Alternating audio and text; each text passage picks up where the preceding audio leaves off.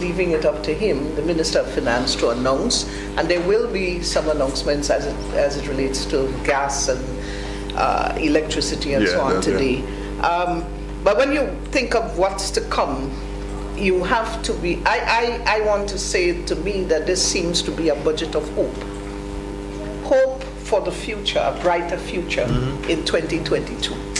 Yeah? I think that we've gone through a lot in 2021. I know that a number of things that were mentioned in the 2021 budget, it wasn't able to get there simply because of the pandemic and other issues. But I also want to say, Andre, when we talk about investment and we see that in spite of all of that, the construction industry continued to blossom and bloom within the year of 2021, and one could never say it didn't. I was just talking to a quantity surveyor not too long ago, and he referred to the fact that there are times when you cannot get material at the various... I'll give you one from yesterday, firms, so I'll give you one from yesterday. And it has nothing to do with not importation, but scarcity, it's gone. 2 truck drivers, I was talking to them yesterday. So one truck driver said to the other, man, this guy owe me some money and he ain't paying me my money at all. And he tell me how things slow, blocks don't sell in. The other truck driver and say, with a man living nothing greater. Because he could not believe, how could you tell the man that things slow, blocks ain't selling? And he, the other truck driver, knows that, hey, that's not the truth. That cannot be the truth. There's a lot happening, and not only from people like to refer to a lot of foreign investment. There's a lot of local investment taking place in the economy. Another thing that I want to speak on too, I've seen it with my very own eyes, the amount of projects that is taking place in the Ministry of Works. I am flabbergasted to know that we who are social beings and we like social media, I'm not seeing anything on social media in reference to that major River Road project. Now, I pass there every morning. Okay. And I'm in awe to see big trucks going down the river. It's like going down the river? That's right, because they dredge it and so on to do the work.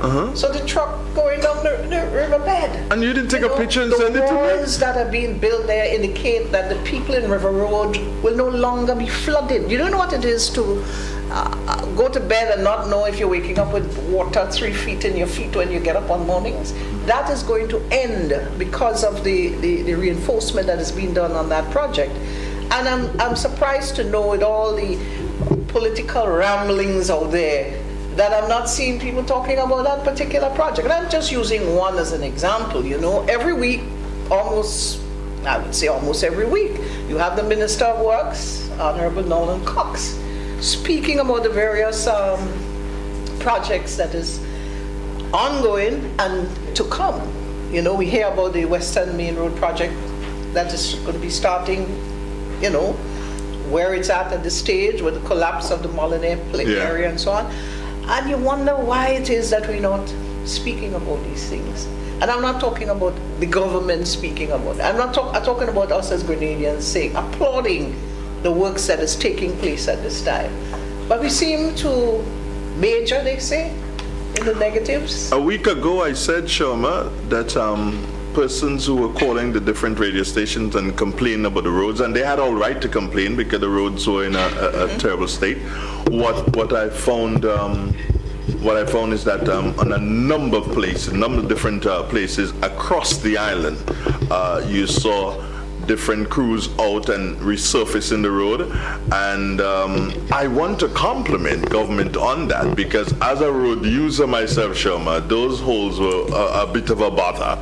And now that they're being dealt with, you know, you need to offer that sort of a congratulations to the ministry. Yes, they're there, and yes, they're supposed to do it, but doing it now in these times, Shoma, when the monies are really difficult to come by, and being able to do it, they deserve some sort of a special commendation. But the road workers themselves, those who are doing the job on the road, Shoma, I want to take my hat off to them and say, hey guys, you're doing a magnificent job. And I was believing that I was only in my parish, only in St. Patrick's, they were good like that, but those in St. Andrews and other parishes, they have come up to speed, and I want to congratulate all the road workers on a magnificent job that they have been doing. Shoma, it's just about what, 4 minutes after 10 Yes, o'clock? we're getting very close to the start time? commencement of the budget.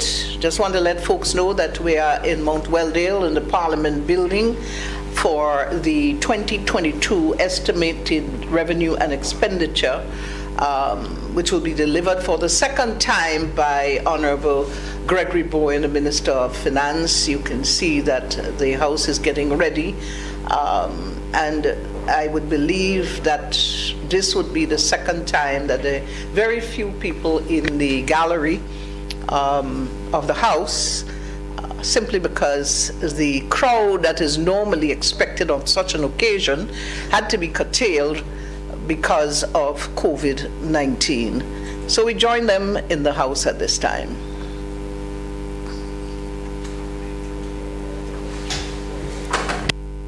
Hallowed be thy name.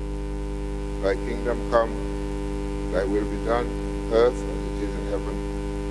Give us this day our daily bread, and forgive us our trespasses, as we forgive those who trespass against us.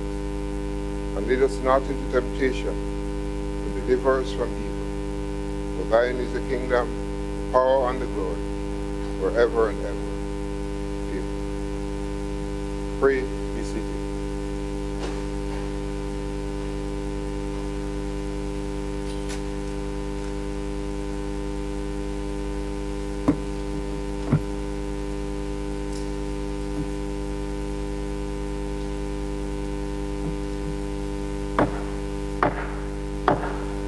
Honorable members, this Honorable House is now in session.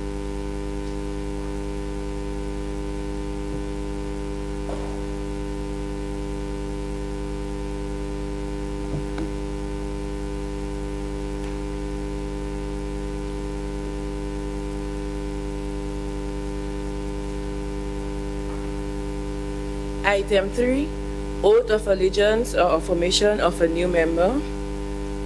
Item 4, Confirmation of Minutes. Leader of Government Business. Thank you, Mr. Speaker.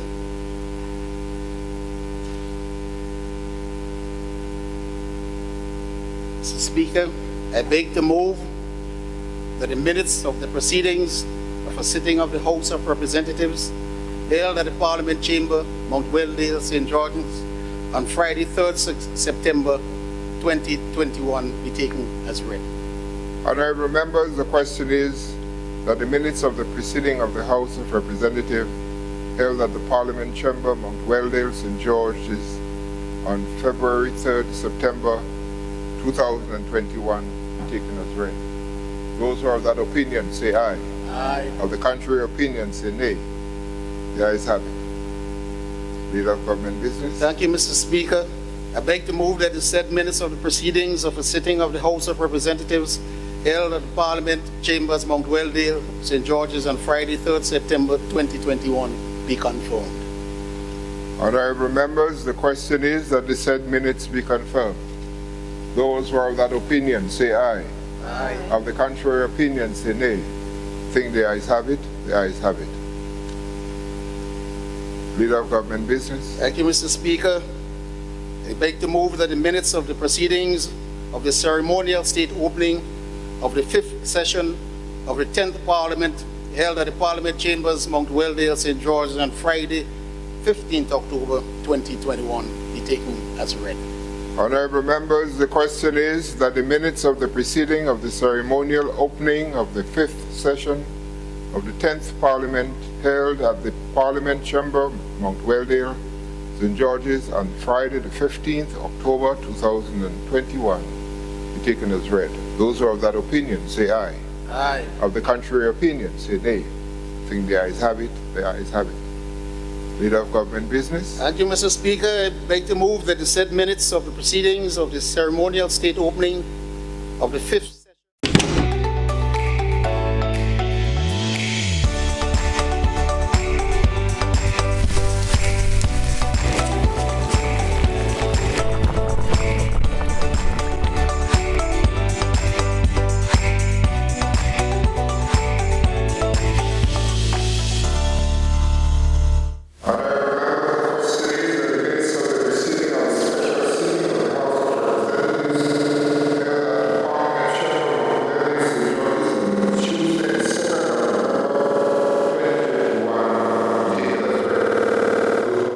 Question is that the minutes of the preceding of the special sitting of the House of Representatives held at the Parliament Chamber, Mount Weldale, St. George's on the Tuesday, the 2nd of November, 2021, be taken as read. Those who have that opinion, say aye. Aye. Of the contrary opinion, say nay. Think the ayes have it, the ayes have it. Leader of Government Business. Mr. Speaker, I beg to move that the said minutes of the proceedings of a special sitting of the House of Representatives held at the Parliament Chambers, Mount Weldale, St. George's on Tuesday, 2nd November 2021 be confirmed. Honorable members, the question is that the said minutes be confirmed. Those who have that opinion say aye. Aye. Of the contrary opinion say nay. Think the ayes have it, the ayes have it.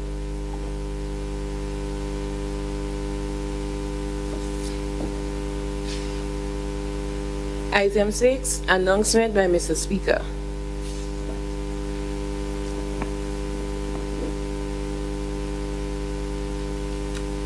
Honorable members, let me extend a warm welcome to all the members of this chamber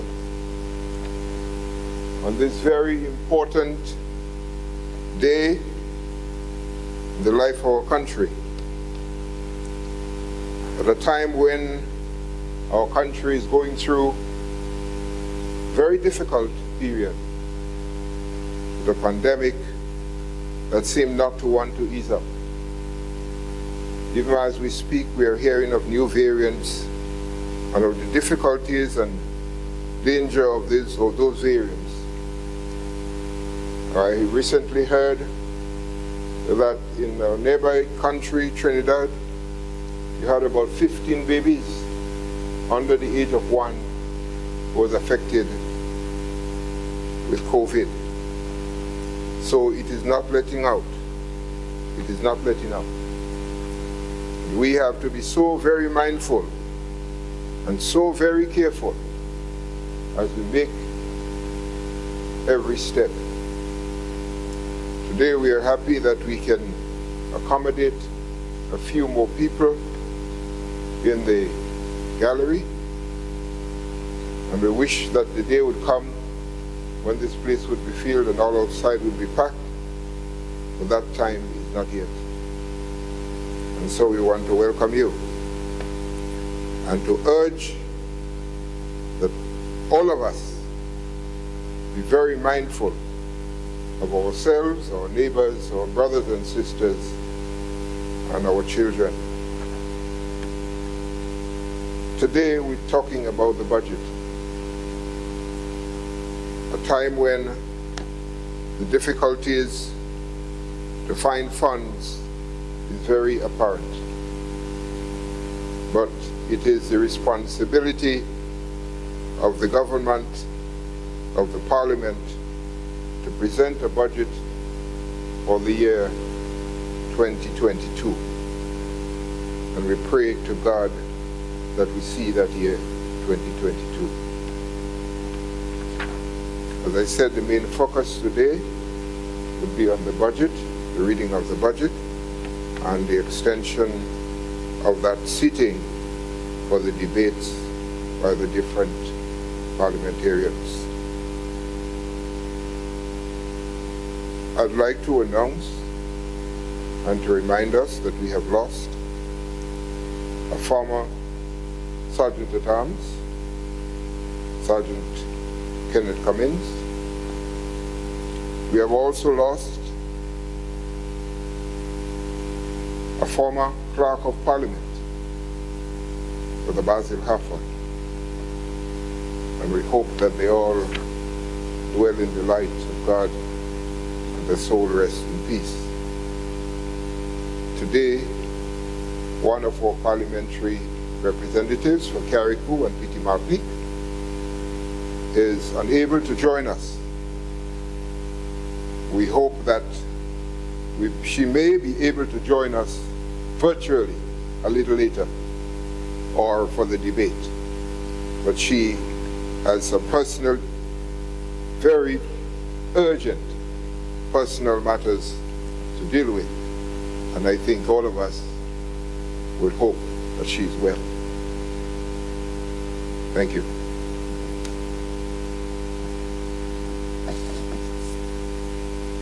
Item 7, presentation of petitions.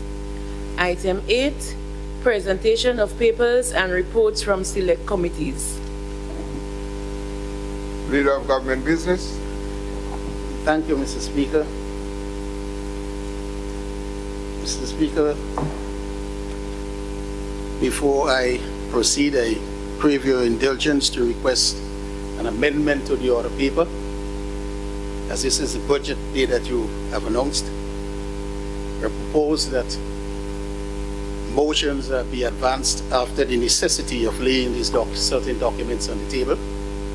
And not only this, Mr. Speaker, that the item to do with the appropriations motion be taken up front. They are not listed as number 1 and 2.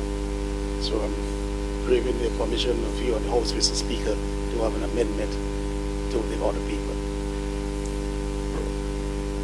The appropriation motion, I think that the order of papers are laid. That is what I understand you're asking us to do. Yes, Mr. Speaker, together with the motion on the Governor General's speech, which also has to do with the appropriation leading, Okay. that these two will be taken. Thank you. Honorable members, we have heard of a motion to amend, to change the order of the order paper so as to bring the motion number 1, which was the Governor General's address, and the appropriation, the motion dealing with the appropriation, that is about dealing with the budget, be taken before all other items. Those who, is there any objection to that request for change in the order paper?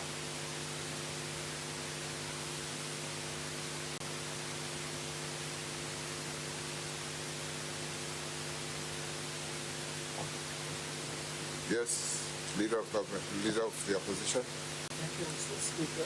It means, therefore, Mr. Speaker, the questions that are, so the questions will come after the motion?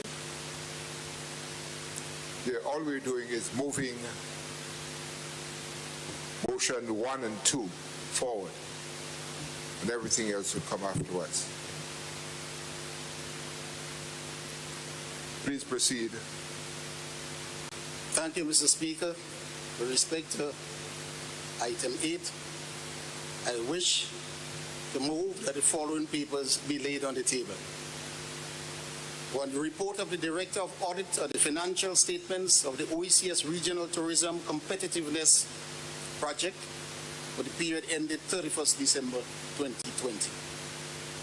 The report of the Director of Audit on the financial statement of the Regional Disaster Vulnerability Reduction Project for the period ended 31st December 2020. Estimates of revenues and expenditure for the year ended 2022. For the year 2022. The fiscal risk statement, budget 2022. Medium-term debt management strategy 2022 to 2024. Annual debt report 2020. Grenada fiscal risk statement for state-owned enterprises, the recovery plan 2023 to 2024, the Integrity Commission budget and plan, Office of the Ombudsman 2022 budget and plan, Minutes of the proceedings of a meeting of the Standing Committee on Finance held in the Parliament Chambers, Mount Wellesley, St. George's, on Friday, 5th November 2021, and the suspension order memorandum, November 2021. Honorable members, these reports and papers are now laid at the table.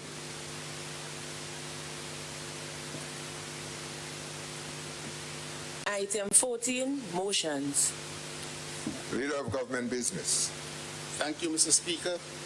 Mr. Speaker, I beg to move the motion 14A, standing in my name, which reads, whereas debate on the gracious address delivered by the Governor General on the occasion of the ceremonial state opening of the 5th session of the 10th Parliament on 15th October 2021 was deferred to a date to be fixed, be it resolved that the said address be now debated by the House. Honorable members, the question proposed is that the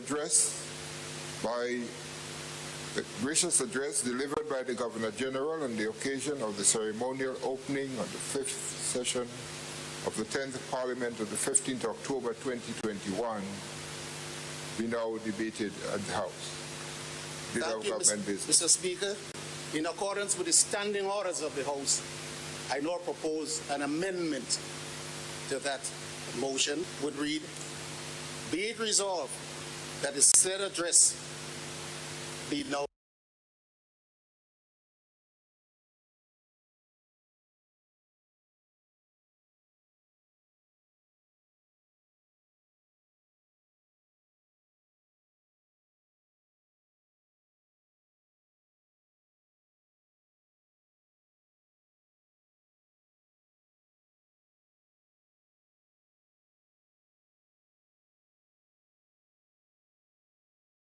of the ceremonial state opening on the 5th session of the 10th Parliament on the 15th October 2021 be now debated in the House. Leader of Government Business. Thank you, Mr. Speaker.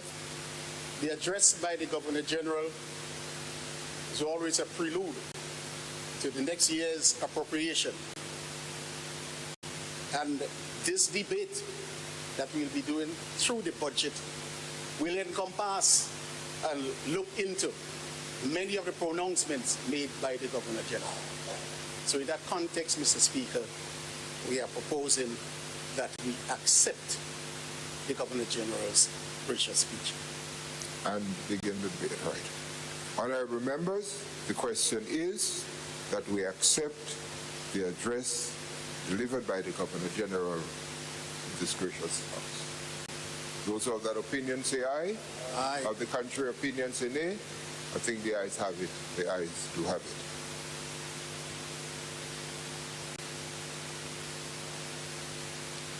it. Leader of Government Business.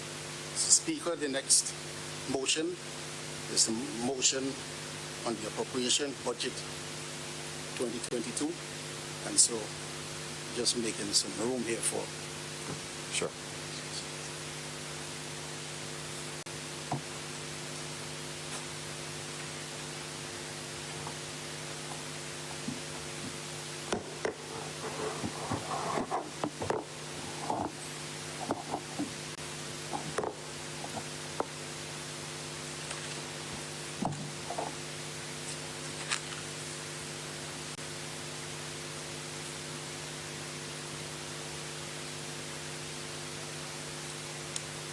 Thank you, Mr. Speaker. Mr. Speaker, I beg to move the following motion standing in my name, which reads, whereas it is necessary to provide for the state of Grenada for the year 2022 by means of an appropriation act, be it resolved that the estimates of expenditure for the year 2022 be approved. Honorable members, the question proposed is that the estimate of revenue and expenditure for the fiscal year January 1st to December 31st, 2022 be approved. Leader of Government Business. Thank you, Mr. Speaker. as this is a money motion, I wish to signal to this Honorable House that I have the consent of the Governor General to proceed. Mr. Speaker, in compliance with the Fiscal Responsibility Act and regulations under the Public Finance Management Act and the Public Debt Management Act, I wish to advise that the following reports will be submitted to this Honorable House. 1. The Budget Framework Paper 2022 in accordance with Section 13 of the regulations of the Public Finance Management Act, number 17 of 2015. The Memorandum of Debt, the Medium-Term Debt Management Strategy 2022 to 2024 in accordance with Section 5, Subsection 1 to Subsection 3 of the Public Debt Management Act, number 28 of 2015, as amended. The fiscal restatement in accordance with Section 12, Subsection 1E of the Fiscal Responsibility Act, number 29 of 2015, as amended. The 2021 Economic Review and Medium-Term Outlook, and the 2020 Annual Debt Report. Mr. Speaker, permit me to commence this year's budget presentation by giving thanks and praise to the Almighty God for seeing us through yet another difficult year. At times, the challenge seemed insurmountable, but we are a people of resolute faith in the power of the Almighty. And so today, we are reminded in Jeremiah chapter 29, verse 11, and I quote, "For I know the plans I have for you, declares the Lord, plans to prosper you and not harm you, plans to give you hope and a future." Mr. Speaker, these eloquent words of wisdom provide the beacon that illuminates the path to the future, for we know that with God, all things are possible. It has been 20 months since the COVID-19 pandemic started, testing the strength and resolve of our nation, challenging us like never before. But through God's grace and enduring mercies, we continue to survive, and I am confident that we will also thrive. Sadly though, Mr. Speaker, 200 of our beloved citizens, especially our elderly, lost the battle with COVID-19. My heart aches for their relatives and friends, and I sincerely pray for God's comforting touch at this time. Mr. Speaker, the COVID-19 pandemic has upended our lives. Its far-reaching impact depriving many citizens of their livelihood and leaving entrepreneurs struggling to keep their businesses afloat. Our healthcare system, like many others around the world, was stretched to the limit, overwhelming healthcare professionals as they fought desperately to preserve life. The educational journey of our students was disrupted, and school administrators were hard-pressed to find that optimum balance between online and in-person learning. Young people have been deprived of critical socialization skills as physical distancing replaced social interaction. Mr. Speaker, notwithstanding this period of unprecedented challenge, our nation stands firm in the face of adversity, firm in the belief that this too shall pass. The resilience of the Grenadian people is evident in our renewed sense of hope. With God as our strength and refuge, I am confident that we'll emerge from this pandemic better, stronger, and more resilient. Mr. Speaker, I applaud the collective efforts of our citizens in confronting this pandemic. I am especially grateful to those on the front lines, our doctors, nurses, and other healthcare professionals, our national security personnel, our social workers and caregivers, our essential businesses, and all others who contributed in one way or another to keeping our country safe. I am grateful to the many stakeholders, including the business community, farmers, farmers, trade unions, religious organizations, youth groups, and civil society organizations for helping to shape Grenada's COVID-19 strategy.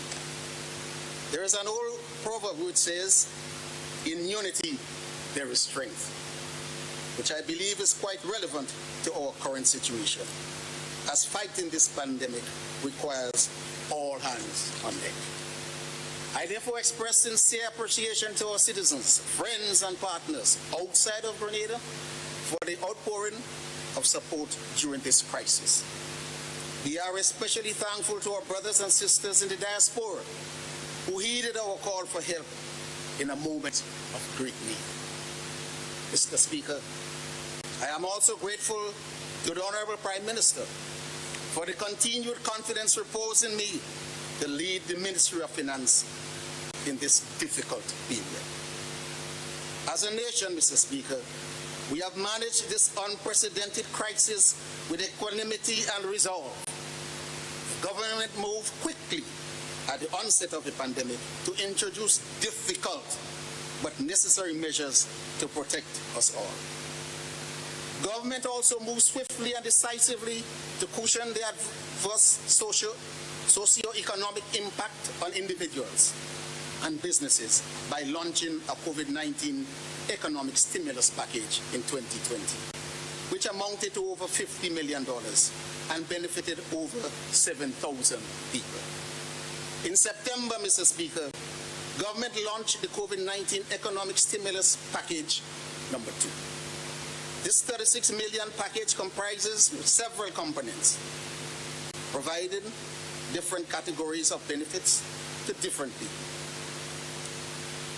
To date, 720 people have received income support.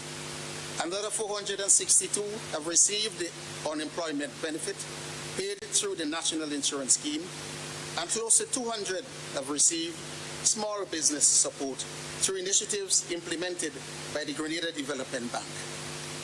More than 200 people have also received stimulus support through the SEED program.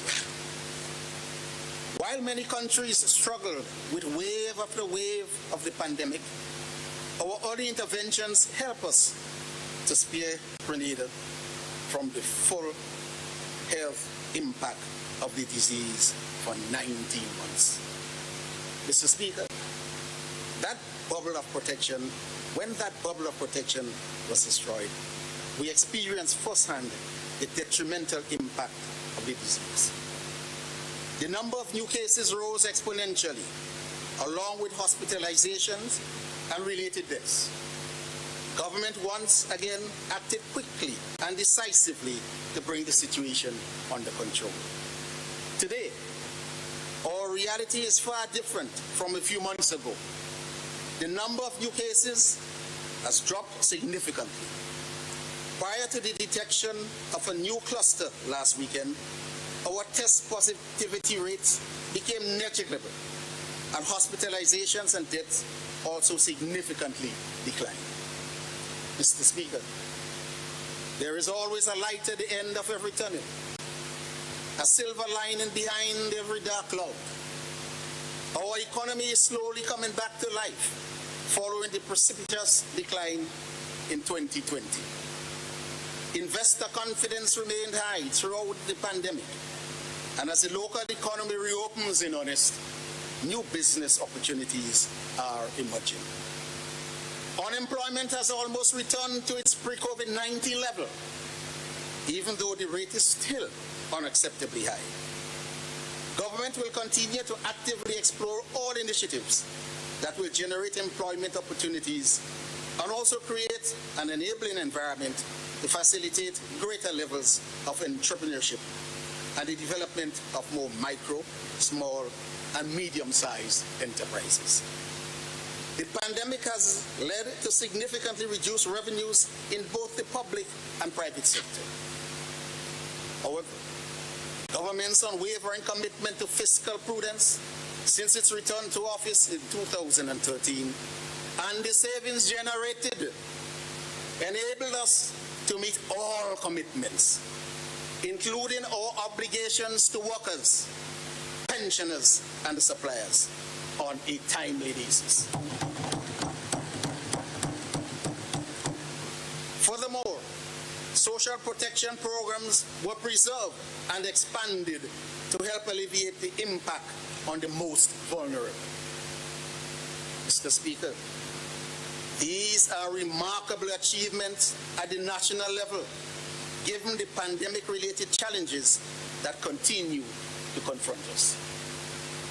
At the individual level, however, we acknowledge the deep pain that is being felt by our people at this time. Many of our citizens face the harsh reality of unemployment and are rendered helpless to provide for themselves and their families.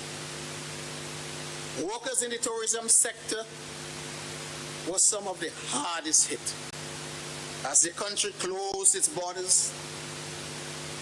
Hairdressers, barbers, and others in the beauty sector temporarily lost their clients. And students lost valuable face-to-face instruction and opportunities for socialization. These, Mr. Speaker, represent a mere token of the true impact of this devastating pandemic. In addition, there is no escaping rising global prices. Mr. Speaker, as a government, we empathize because we too must face the challenges of the new normal environment that has been thrusting upon us. This period is not for the faint at heart. But again, Mr. Speaker, we are confident that we will get through this. Mr. Speaker, government pledges to do everything within its power to continue to protect lives and livelihoods and return our economy to a robust, inclusive, and sustainable growth path. The coronavirus is here to stay. We must therefore reorient our thinking and approach to living with the virus, as total elimination will be almost impossible at this time.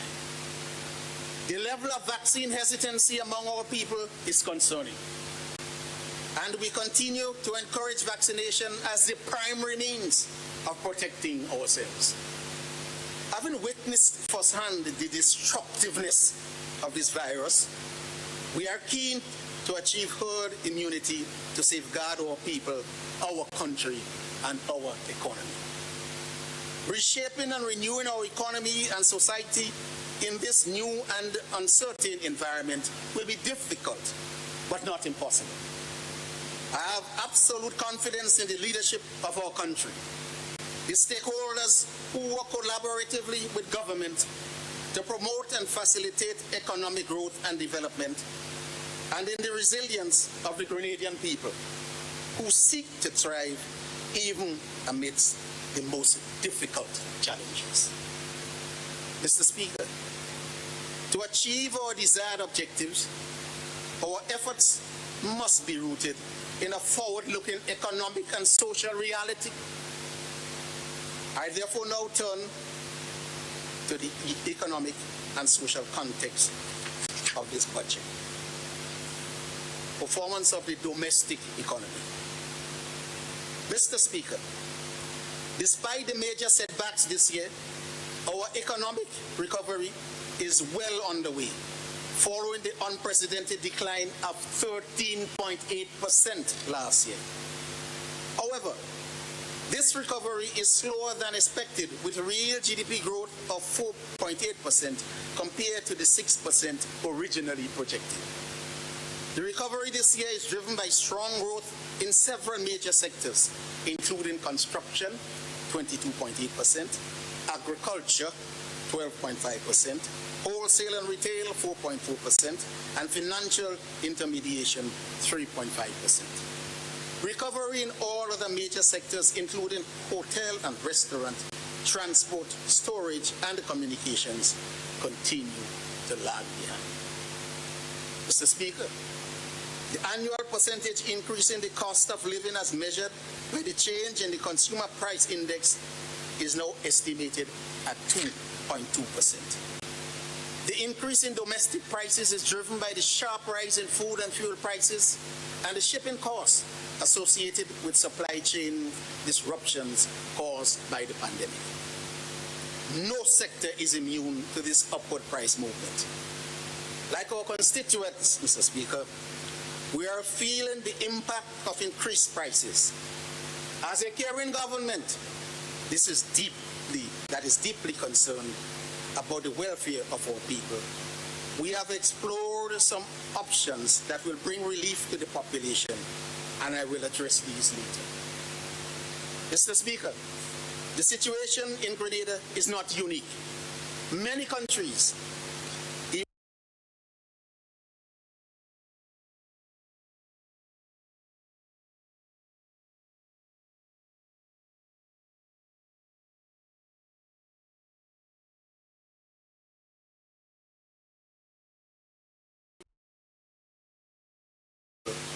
we have explored some options that will bring relief to the population, and I will address these later. Mr. Speaker, the situation in Grenada is not unique. Many countries, even advanced economies,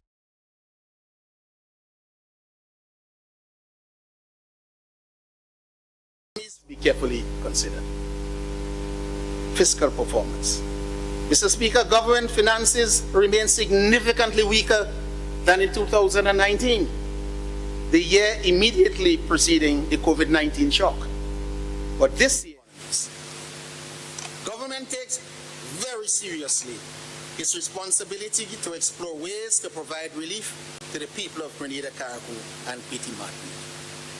However, in doing so, Mr. Speaker, the country's fiscal situation and the affordability of relief measures must be carefully considered. Fiscal performance. Mr. Speaker, government finances remain significantly weaker than in 2019, the year immediately preceding the COVID-19 shock. But this year, there are some positive developments compared to 2020. Revenue collection this year have slightly surpassed the 2020 outturn, but remain significantly below the 2019 performance. Grant spending for this year will come in much lower than program, but is significantly higher than outlays in 2019 and 2020. Recurrent spending has remained high due in part to greater outlays on wages, salaries, and pensions associated with the implementation of the 4% salary increase for public officers. On the capital expenditure, Mr. Speaker, despite a very slow start, spending picked up significantly in the second half of the year. Also, government has achieved its targeted PSIP implementation rate of 80% this year. By year end, the following results are expected relative to the 2020 performance. Recurrent revenues of 690.4 million compared to 689.6 million. Grant expenditure of 232.6 million compared to 103.1 million. Recurrent expenditure of 598.6 million compared to 651.5 million. Capital spending of 261.7 million compared to 269.9 million. A primary surplus of 117 million compared to a primary deficit of 72.4 million. An overall surplus of 62.7 million compared to a deficit of 128.3 million. Mr. Speaker, it is even more critical for government to ensure that our scarce resources are well targeted and efficiently managed to achieve the best outcomes for our people. Debt dynamics. Mr. Speaker, the combined impact of the severe shock to economic output by COVID-19 and the new borrowings to adequately respond to the crisis led to a 13 percentage point increase in our debt to GDP ratio to 70.4% at the end of 2020. Our estimated debt to GDP ratio is now 69%, which is slightly higher than projected due to the slower than expected economic recovery. Although the improvement is below expectation, the direction of the change is favorable. Furthermore, Mr. Speaker, Grenada's debt is assessed as sustainable by the International Monetary Fund and other international financial organizations. Despite this temporary setback, Mr. Speaker, government remains committed to achieving the debt target of 55% of GDP as set out in the fiscal responsibility law. Unemployment and poverty. Mr. Speaker, I am happy to report that the spike in the unemployment rate in the second quarter of 2020 has proven to be transient.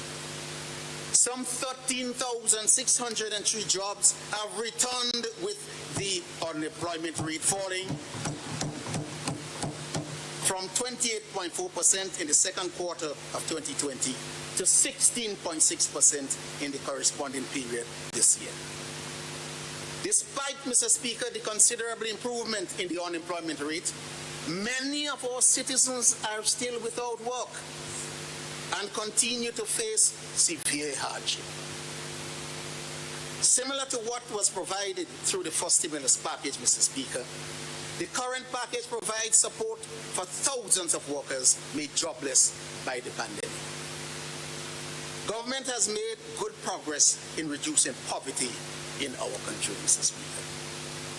A recent poverty assessment study conducted in collaboration with the World Bank showed that the poverty rate fell roughly 13 percentage points from 13.7% in 2008, 37.7% in 2008 to 25% in 2019. Empowerment of our people continues to be one of the key priorities of government, and we will continue to pursue initiatives that help to improve socio-economic conditions for the vulnerable. I will now turn to the theme and strategic focus for the 2022 budget. Mr. Speaker, the COVID-19 pandemic brought about unparalleled challenges for our small nation, creating macroeconomic instability and threatening to undermine years of social economic progress. The unfortunate reality, Mr. Speaker, is that even after 20 plus months of battling the disease, the virus is still threatening our survival.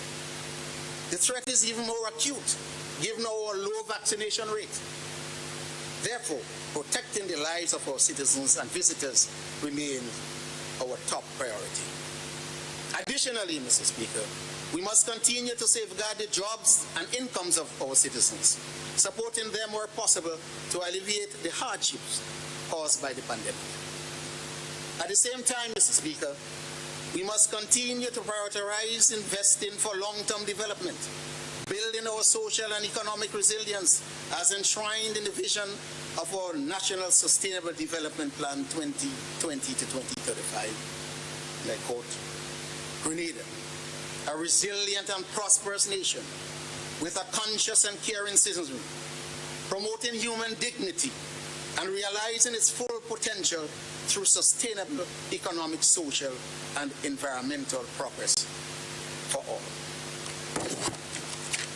Mr. Speaker, in the lead up to the budget presentation, we consulted widely on these priorities for 2022.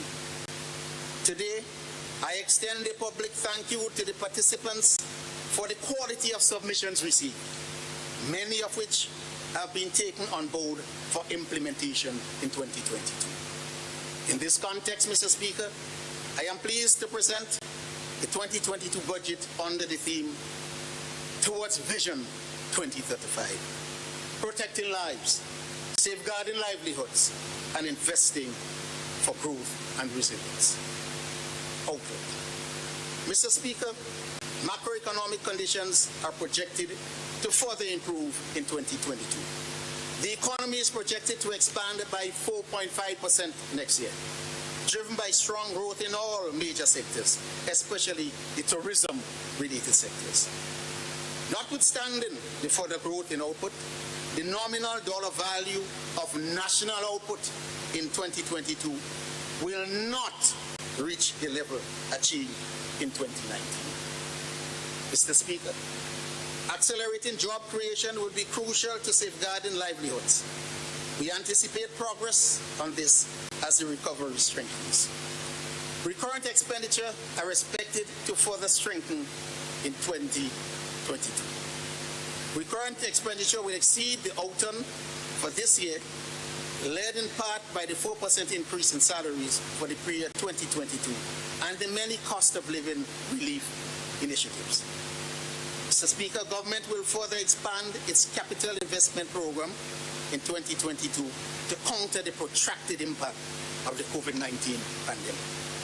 In this regard, government will seek parliamentary approval to invoke the escape clause under the Fiscal Responsibility Act to allow for this expanded capital investment program.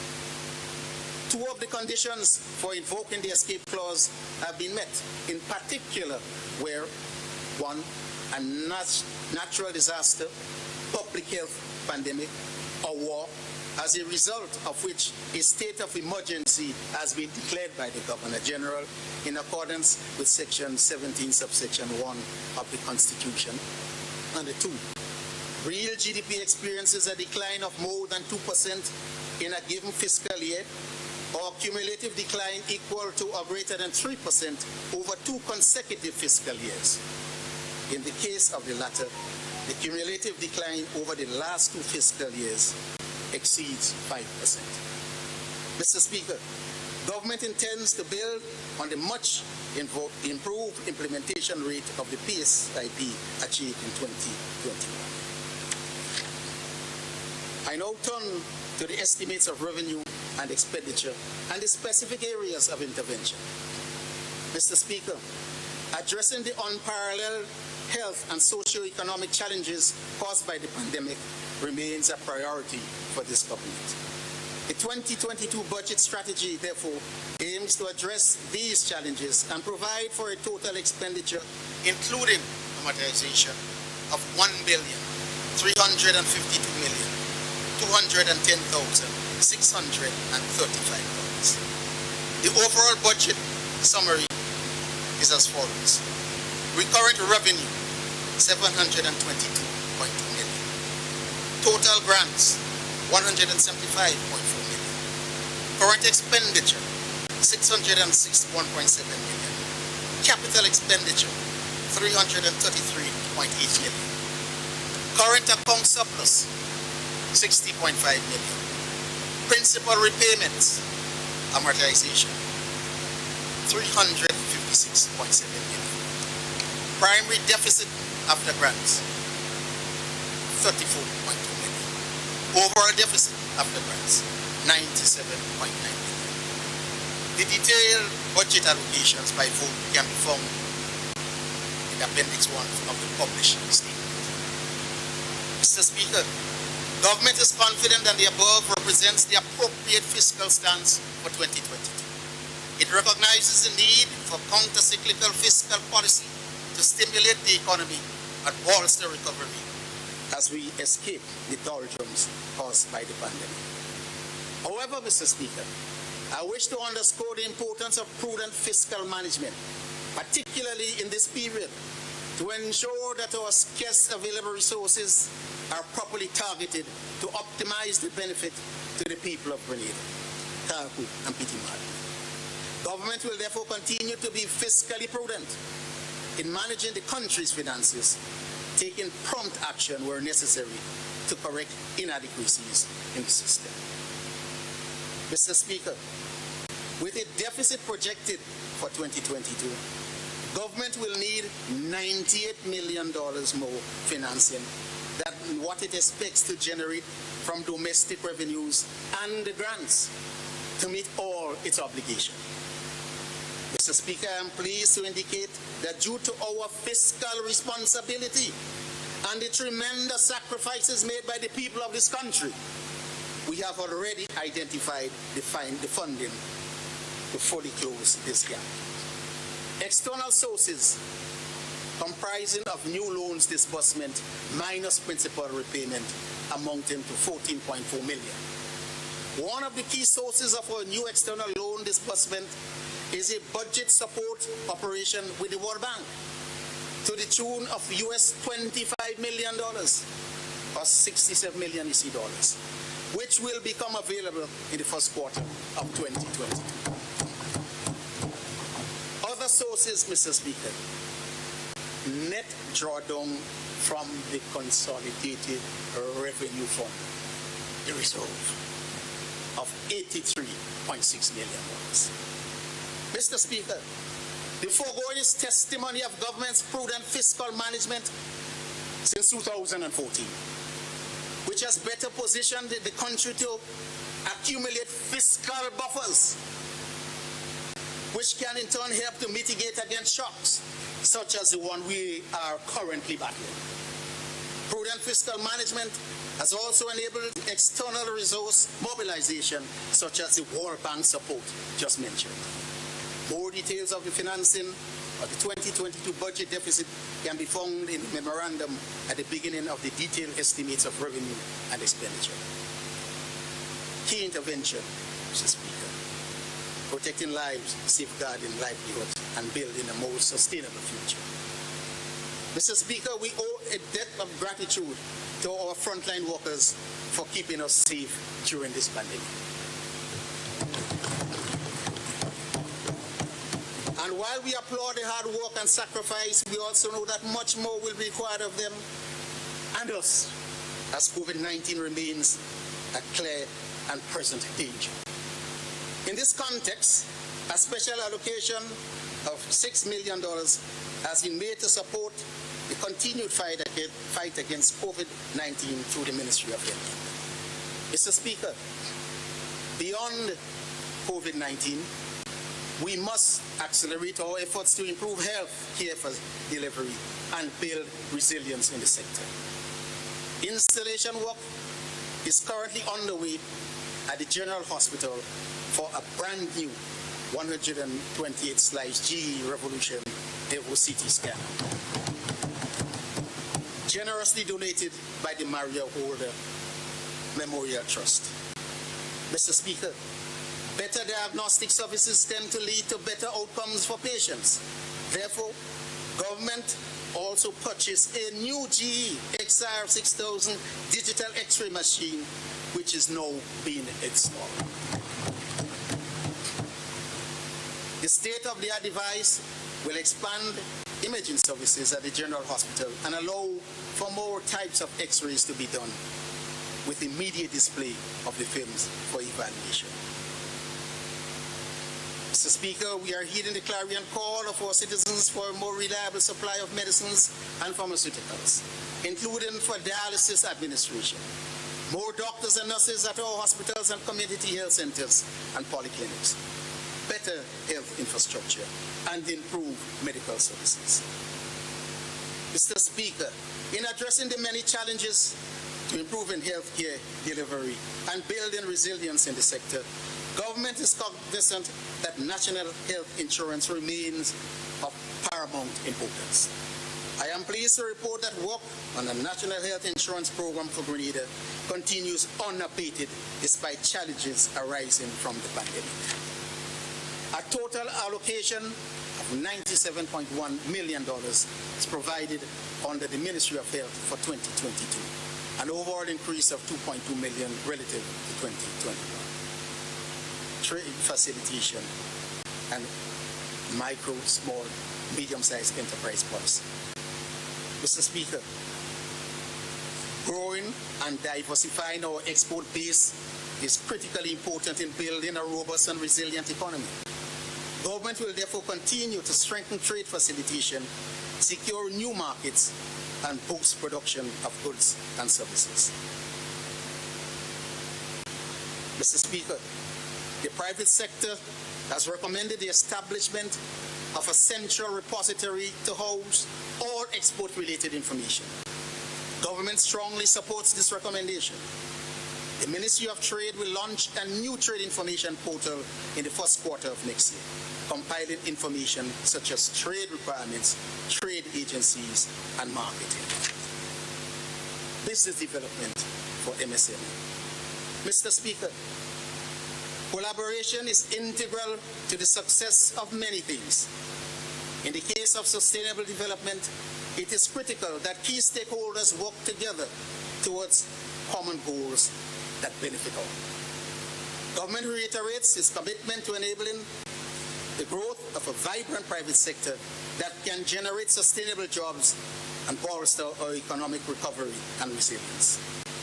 Given the significant impact of the pandemic on the business community, especially our MSMEs, government, like a true partner, has stepped in to provide significant financial support to help businesses stay afloat with the provision of economic stimulus packages in 2020 and 2021. Our facility consists of two components, one which deals with the recapitalizing and restructuring the Small Business Development Fund, which provides highly concessional loans funding of up to $40,000 for micro businesses at an interest rate of 1% with a repayment period of up to 10 years.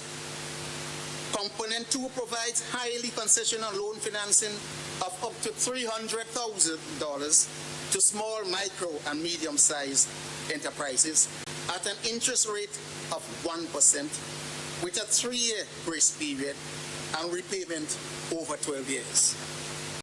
This ongoing commitment is further demonstrated with the extension of the loan support program for MSMEs into 2022. Mr. Speaker, government has budgeted an additional $10 million for these initiatives. Mr. Speaker, in addition to financing support under the Small Business Development Fund and the COVID-19 support loan, further access to credit is provided through the Grenada Development Bank's regular lending programs. There has been significant growth in 2021, and the year so far, the Government Development Bank has provided loans in excess of $20 billion.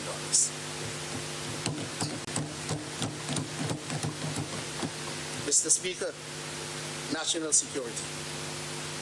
National security is a key pillar that supports the social and economic fabric of any society. The Royal Grenada Police Force continues to provide excellent service in the fight against COVID-19, while at the same time addressing criminal elements in the society. In the face of emerging threats and increasing complex crimes, we recognize the need to modernize our national security architecture.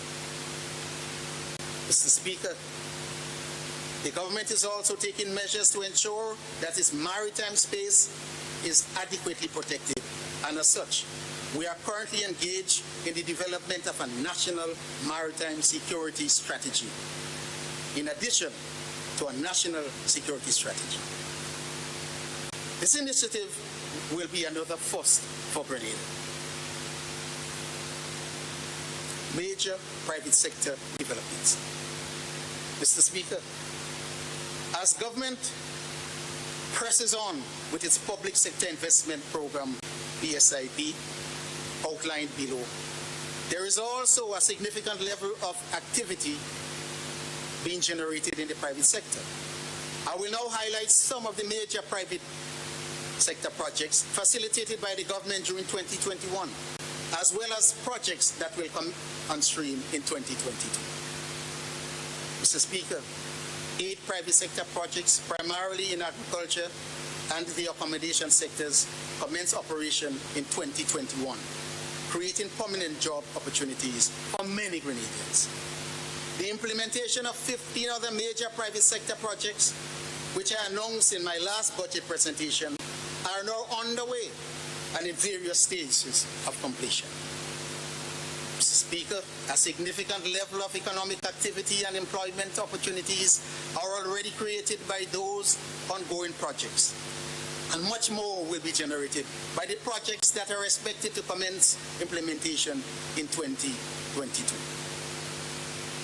Silver Sands Legacy at Bowen.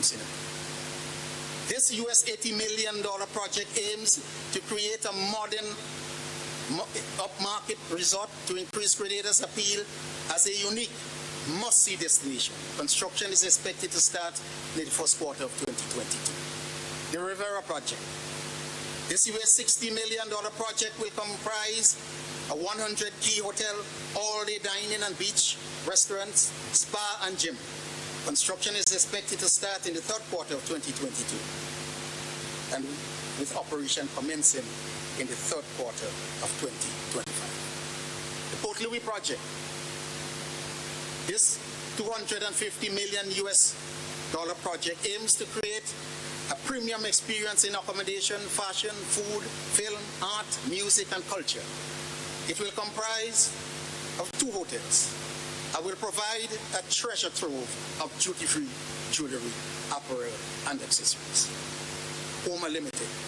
This project entails a 240 hotel room luxury resort developed across 3 properties in Troop. This $60 million project is carded for implementation in 2022 and will create employment for 12 persons when completed. Star Development Hotel. Located in Point Salines, this 60-room luxury hotel with spa will cost $56 million UC. When completed, it will create employment for 15 persons. Digital transformation. Mr. Speaker, as the COVID-19 pandemic forced us into a new normal, technology became the single tool enabling continuity in the face of widespread shutdowns. Government therefore sought to implement its digital agenda, of which cybersecurity is an important element. The goal here, Mr. Speaker, is to ensure that the digital agenda is operationalized in a safe and secure digital environment. Government will continue to pursue a digital strategy to harness and leverage information and communications technology as an enabler and driver of economic transformation. In 2021, several challenges were encountered with the rollout of 2 of the major initiatives under this strategy. Government has taken determined steps to remove bottlenecks in the implementation of these projects, including establishing a digital transformation office within the Department of Economic and Technical Cooperation with targeted resources to move these projects forward. Implementation is therefore expected to accelerate in 2022 for both the Digital Governance for Resilience Project and the Caribbean Regional Digital Transformation Project. Tourism. Mr. Speaker, there are increasing signs that activity in the tourism and private tertiary education sectors picking up faster than early anticipated. Stopover arrivals are rebounding strongly, with arrivals for the off-peak months of July and August 2021 approaching pre-pandemic levels. Many of our hotels and guest houses have reopened their doors and room occupancy is increasing. The resumption of cruise tourism, with over 200 calls scheduled between November 2021 and May 2022, will be a major boost to the recovery of the sector. Mr. Speaker, the much anticipated 3rd Test match between West Indies and England in March next year will also provide another boost to the tourism sector. The removal of quarantine requirements for fully vaccinated travelers will also contribute to re-energizing travel to our shores, Mr. Speaker.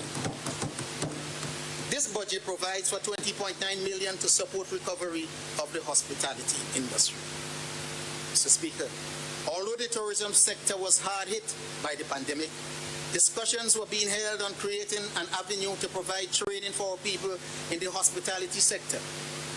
Through a private sector initiative launched in 2021, the West Indies School of Hospitality, WISH, WISH, will provide thousands of Cornell University scholarships for hospitality workers to get free free access to some of the best training available globally. The aim is for Grenada to have the most highly trained hospitality workforce. A formal memorandum of understanding between WISH and the Ministry of Tourism and Education is now being developed.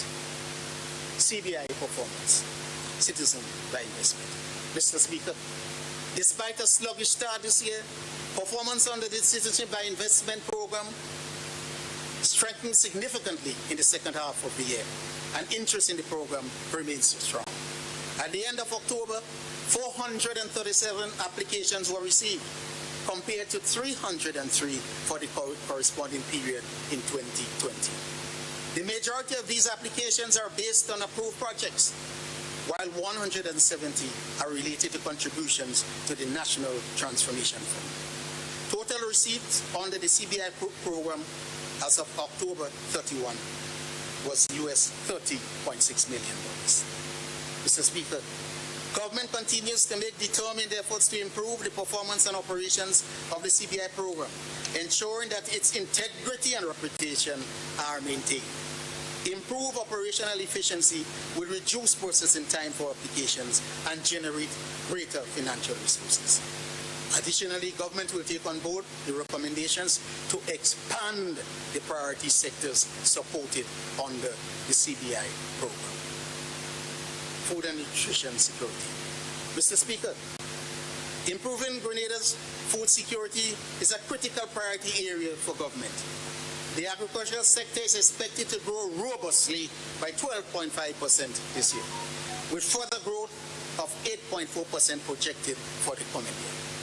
Government applauds the sterling contribution farmers and fisherfolk have made towards food and nutrition security, and we pledge continued engagement with farmers to promote a strong, vibrant, and modern agricultural sector. Mr. Speaker, access to reliable markets and market information is quintessential to boosting production and sales, to generate growth and employment opportunities in the sector. This budget therefore includes measures that will enable government to aggressively tackle many of the issues affecting our agricultural and fishery sectors. Our priorities for 2022 include reforming the Marketing and National Importing Board, MNIB, to facilitate better delivery of its mandate as a reliable and affordable source of critical inputs for our farmers and a facilitator of market for their products. To address the rising cost of farm inputs, in the quest to make our homegrown food more affordable, government through the MNIB or existing suppliers will subsidize the price of fertilizer up to a maximum of 10 bags.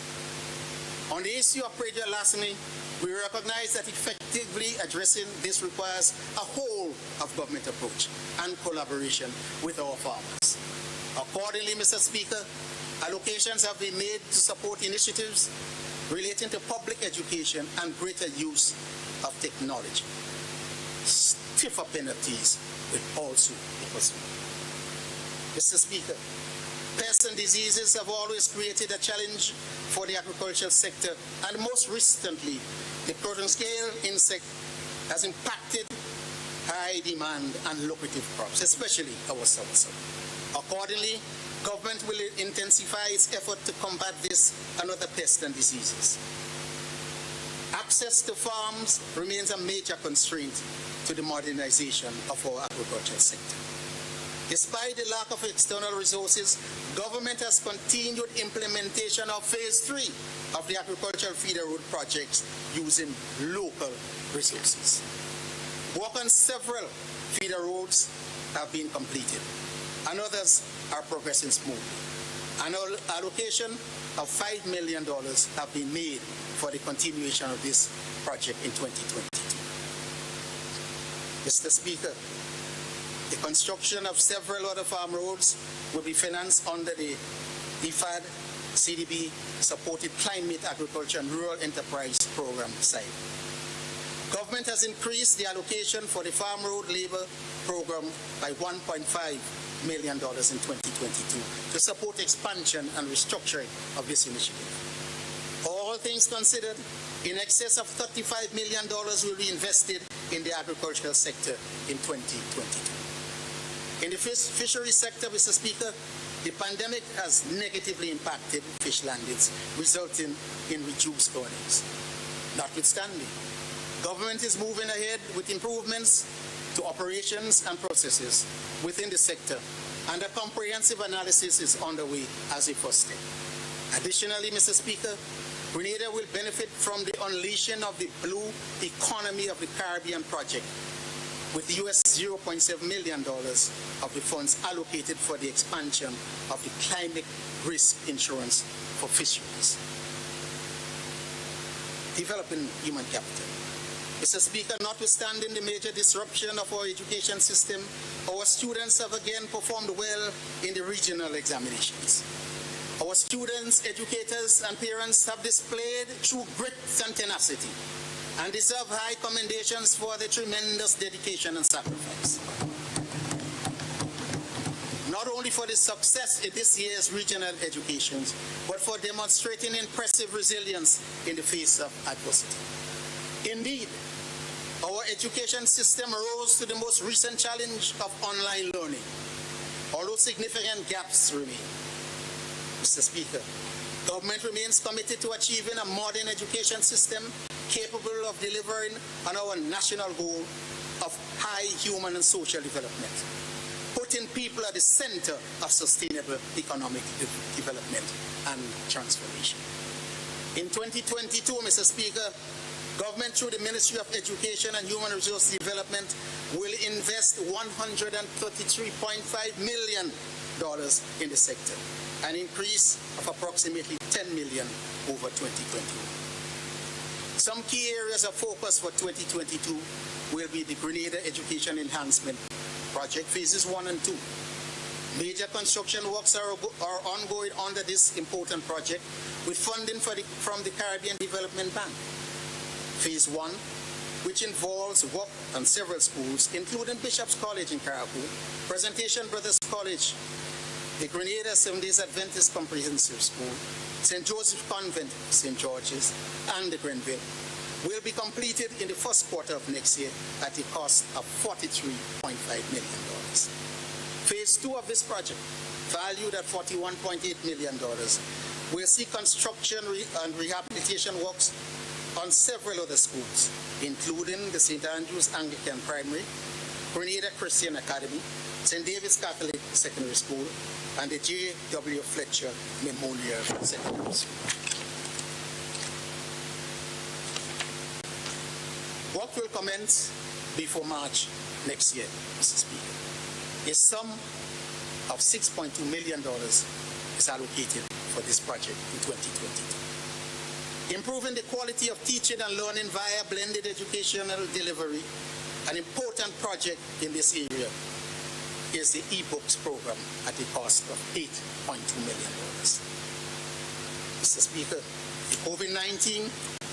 with COVID-19 as part of the new landscape and given the imperatives of ensuring that our students and teachers operate in a safe environment, an allocation of $2.7 million has been made for the COVID-19 response within the school system. Government has commissioned a review of the TA Community, Marischal Community College and Education Act, key steps in the transformation and development of the education sector. Empowerment, youth skills and training. While the pandemic has affected us all, our young people have borne the brunt of its social and economic impact, compounding the challenges they already face. Mr. Speaker, government will continue to vigorously pursue strategies to empower young people to realize their true potential through nurturing effective education, training and skills development, and creating opportunities for employment and entrepreneurship. The Imani program remains an important vehicle in preparing our young people for the world of work and entrepreneurship. In this regard, government will continue to implement various recommendations to improve the effectiveness of the program. The transition is a key element in achieving improved outcomes for this initiative. Efforts to guide this process are well underway, specifically for the period December 2020 to October 2021. close to 1,000 trainees have found gainful employment in the private and public sector. Some of the areas to which they have transitioned include, but are not limited to, the newly launched Garment Production Cooperative and Gregory. Some groups of trainees with guidance from the Youth Biz unit in the Ministry of Youth Development have also joined forces to provide a variety of services across economic sectors. Government will continue its work to ensure that at least 1,500 more trainees are able to transition in 2022 through the initiatives of the Youth Biz unit in conjunction with the Department of Cooperatives and the private sector. Mr. Speaker, more than $10 million is allocated in 2022 for skills training and development, particularly among the youth. Under the National Skills Development Program, an allocation of $1.5 million is made for the development of skills in various areas, including sewing and furniture making, while $9.1 million has been budgeted on entrepreneurial skills training for 100 youth. The provision of business support training to 125 youth entrepreneurs and the provision of seed financing to 220 youth. When considered with the allocation for education, over $142 million will be invested in capacity building and empowerment initiatives, particularly among the nation's youth. Mr. Speaker, sports and the arts. Notwithstanding the crippling impact of the pandemic on sports, culture, and the arts, our sportsmen and women and cultural artists continue to excel in their various disciplines. Grenada fielded 6 athletes in the 2020 Summer Olympic Games held in Tokyo. Our tiny nation has now medaled in 3 consecutive Olympics. Mr. Speaker, special mention was made of our star athlete Kirani James, who is now the most decorated Olympian in the 400 meters with his full set of gold, silver, and bronze medals. Kirani's latest Olympic glory is particularly heartening as he has been battling, Mr. Speaker, with a debilitating and deadly disease. Mr. Speaker, we extend hearty congratulations to all our heroes in the field of sports, culture, and the arts, who continue to raise our flag and make us proud. Government will continue to invest heavily in the development of sports, culture, and the arts, given their significant role in the development of our citizens, especially our young people. Serious consideration will also be given to the resumption of the Intercall Games, the showcase of athletic talent at the secondary school levels. Mr. Speaker, in preparation for the upcoming test match between West Indies and England, government will undertake much needed refurbishment work on the National Cricket Stadium. A total of $5 million has been allocated towards this project. Mr. Speaker, bids for the reconstruction of the Simone Cultural Center are currently being evaluated. An award of contract by the procurement board is expected soon, and the aim is to start construction by the end of this year. A sum of $3 million has been allocated in the 2022 budget for the construction works on this project. Women empowerment. Mr. Speaker, Grenada has made significant advances towards achieving gender equality, eradicating gender-based violence, strengthening families, and empowering our women.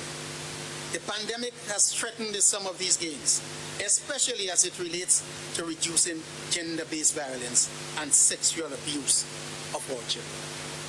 Government reiterates its commitment to achieving gender equality and empowering our women and girls with special initiatives in the 2022 budget. A major initiative in this regard is the grant-supported Grenada Spotlight Initiative project funded by the United Nations Children Fund and other UN organizations. This initiative will contribute to the full implementation of Grenada's gender equality policy and action plan and to strengthen interventions to combat family violence. A sum of $3.8 million is budgeted for the continuation of this project next year. Mr. Speaker, government through the Attorney General's chambers has created a draft sexual offenders registry bill for consultation. Government is moving, Mr. Speaker, to adopt a gender-responsive budgeting approach starting with a pilot in the 2022 budget to ensure gender-equitable distribution of resources, thereby contributing to equal opportunities for all. Accordingly, reporting on gender impact will be required for various initiatives next year. Going forward, Mr. Speaker, gender considerations will be fully mainstreamed into our annual budgets. Preservation and expanding social safeguards. Mr. Speaker, protecting our less fortunate citizens while helping to lift them out of poverty is our duty and responsibility.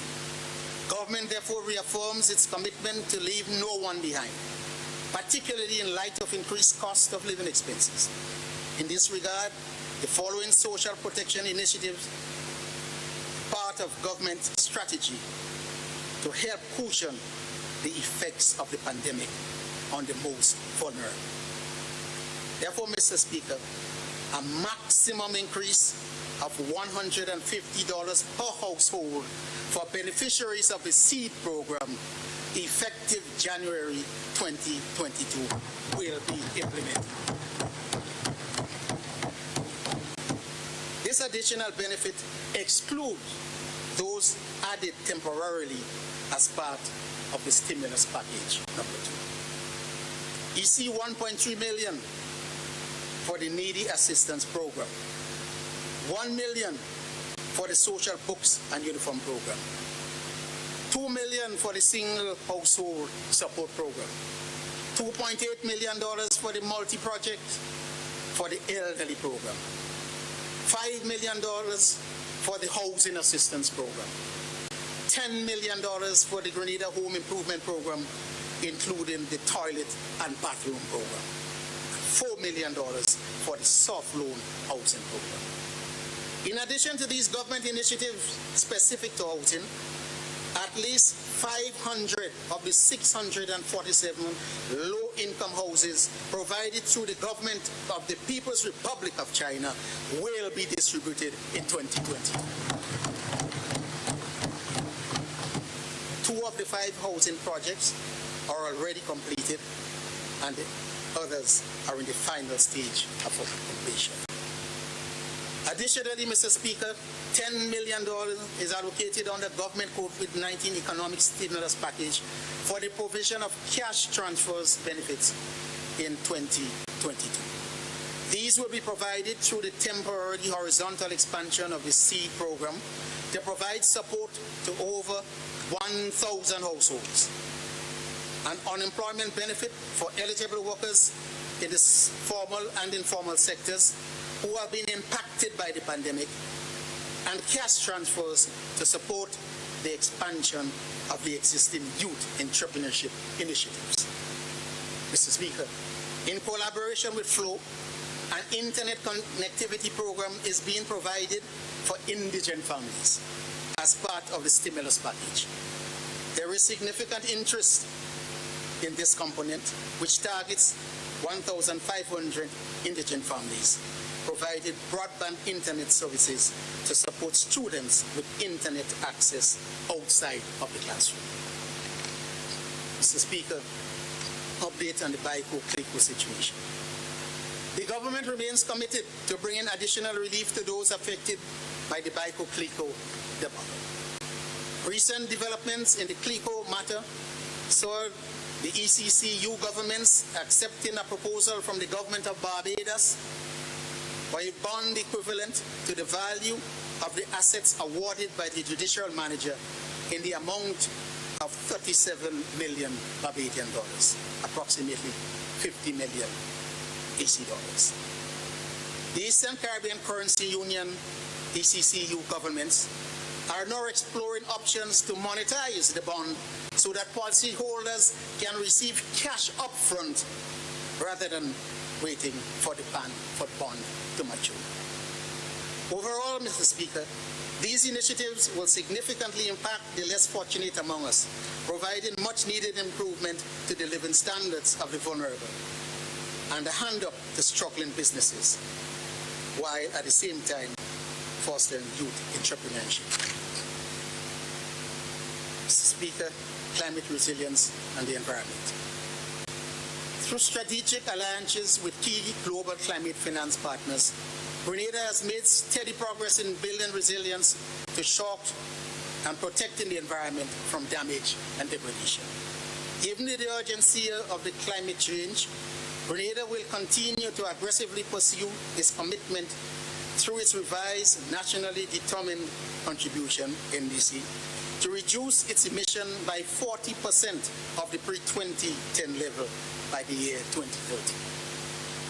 With the electricity and transport sectors accounting for over 70% of our carbon footprint, efforts will concentrate on reaching 100% of electricity generation through renewable sources and 20% of vehicles being powered by renewable energy sources by the year 2030, the deadline. With respect to the latter, government will lead by example, with 25% of new vehicles purchased next year being renewable energy powered. Mr. Speaker, Grenada will also update its National Adaptation Plan in 2022, providing a roadmap for further critical interventions required to respond to the climate crisis. Our climate change adaptation strategy must not only address policy issues, but must consider as well the development of more resilient physical infrastructure. Mr. Speaker, the public sector investment program is a centerpiece of the economic recovery effort. Accelerating its implementation during the present crisis can boost job creation and help achieve more resilient infrastructure over the short and long term. Government will therefore continue its efforts to scale up infrastructure development in Grenada through the contribution of major infrastructure projects that are already underway and embarking on new ones. Mr. Speaker, before I delve into the list of projects, allow me to address the serious misinformation around the use of the National Transformation Fund. Mr. Speaker, there is a concerted effort to create a perception that there is no accountability and transparency in the use of the NTF resources. This is very far from the truth. All NTF spending is approved every year in this Honorable House, Mr. Speaker, and is included in the estimates of revenue and expenditure. In elaborating in some of the major public sector projects, I will highlight those that are funded by the NTF. Further, Mr. Speaker, the NTF regulations are clear on setting aside 40% of all NTF resources for emergencies and debt reduction. It begs the question, therefore, Mr. Speaker, is there really a lack of transparency and accountability in the use of the NTF resources? Or is there an ulterior motive to discredit the acute management of the country's financial resources? The projects, Mr. Speaker. St. John's River Flood Mitigation Project. I wish to thank the residents and businesses in River Road and the surrounding areas for their patience and understanding as it relates to this project. This community has long been affected by flooding, and this project seeks to alleviate that issue.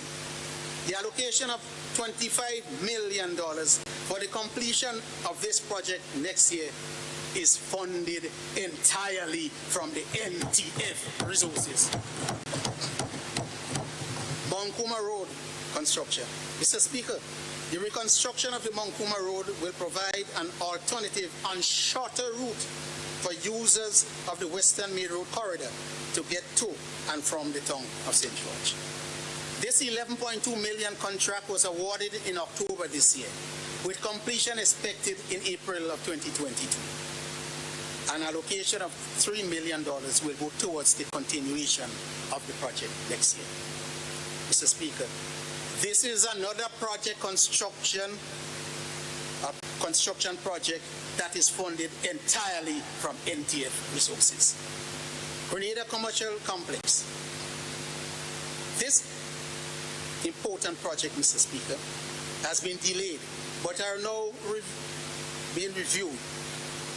Contractors' bids are with the procurement division in the Ministry of Finance. An amount of $4 million has been budgeted for the rollout of this project next year. This again, Mr. Speaker, is a project funded entirely by the NTF. Grenada Resilience Improvement Project, GRIP. This, Mr. Speaker, is a $40 million project, and it succeeds the Regional Disaster Vulnerability Risk Reduction Project, under which several schools and medical facilities were reconstructed. The Grenada Resilience Improvement Project, which seeks to address coastal erosion and flood risk along the Eastern Main Road, as well as the reconstruction of the Balthazar Bridge, will be considered by the World Bank in March 2022. Once approved, this project will be completed within 18 to 24 months. The Western Main Road Corridor Upgrade Project. Mr. Speaker, travel along the western corridor of the island continues to pose a challenge for motorists. After months of delay and non-performance, Grenada terminated the contract of the design and consultancy firm hired for this project. The second-ranked firm is now engaged in design works, and actual construction is expected to commence next year. Mr. Speaker, this project is funded in large measure through a grant from the United Kingdom as part of its Caribbean Infrastructure Facility UKCIF program, administered by the Caribbean Development Bank. An amount of $16 million is allocated to be spent in 2022. The Molyneux Landslip Rehabilitation Project. Mr. Speaker, after careful deliberations, government has decided to use local resources that must be spent on the overall project to undertake the Molyneux Landslip Rehabilitation component of the Western Main Road Corridor Upgrade Project. Completing this component will not only allow for the return of traffic to the area sooner, it will also have significant tangible benefits, including supporting a stronger recovery. Mr. Speaker, I am pleased to report that the detailed designs have commenced for this project, together with the pre-qualification of suitable contractors. Construction works will commence in the first quarter of next year, and $6 million has been approved for this project in 2022. Grenada Climate Resilience Water Sector Project, GCRUISE. Mr. Speaker, as programmed, implementation under this $125 million project, which is jointly funded by the Green Climate Fund, the German government, and the government of Grenada, commenced in earnest this year. Several critical activities were finalized, including procurement of key experts, completion of all conditions precedent to the disbursement of the grant funding, and receipt of the first drawdown. It is anticipated that full construction works on the project will commence in 2022. Enhanced Direct Access Project. The implementation of this $54 million regional project, financed through the grant from the Green Climate Fund, accelerated in 2021. The objective of this project is to make accessible grant resources for climate change resilient investments to the public sector, non-governmental organizations, and civil society organizations and communities. The project is administered through the Rural Development Unit and is expected to disburse grants in excess of $3.2 million in 2022. The Morris Bishop International Airport upgrade. Mr. Speaker, preparatory works on the much appreciated and anticipated upgrade of the Morris Bishop International Airport is progressing smoothly. The design works are substantially complete, and procurement activities for the lighting system and other key consultancies have commenced. The scope of this project includes rehabilitation of the runway and the bypass road and upgrade of the passenger terminal to enhance disaster response capabilities. Work on the bypass road is expected to start before the end of the year, and implementation of physical infrastructure works will ramp up in the second quarter of 2022. The Southwest Coast Infrastructure Improvement and Flood Mitigation Project. Mr. Speaker, this consultancy will identify the cause of the flooding in Granans, the tongue of St. George, including Tantine, as well as in Benton, and provide design solutions to mitigate the problem.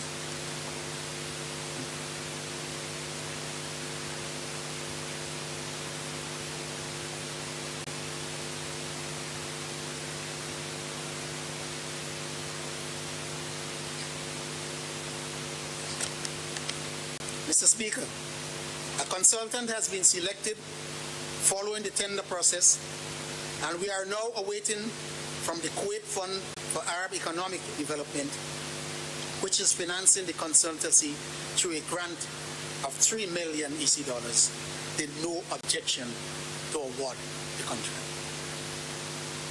St. Patrick Road Rehabilitation and Upgrading Project Phase 1. Mr. Speaker, work on this project is 95% completed. The total cost of Phase 1 has increased by 6 million EC dollars due to increase in the workload for the project, making that project now valued at $30 million. Completion is expected in the first quarter of 2022. This project has created employment opportunities for over 500 persons in the neighboring communities and has further strengthened the country's stock of resilient infrastructure. An amount of $2.5 million has been budgeted for the remaining activities under this project. A phase 2 of this project is being pursued with the OPEC Fund for International Development, OFID, to address the remaining road sections already identified in the overall project. The Sutters Breakwater Project. Mr. Speaker, the Sutters Breakwater Project seeks to prevent the further deterioration of the shoreline and properties in the Sutters Bay area. The project design will include a series of breakwaters combined with a revetment in the most damaged areas of the shoreline. An engineering design consultancy firm has already been procured.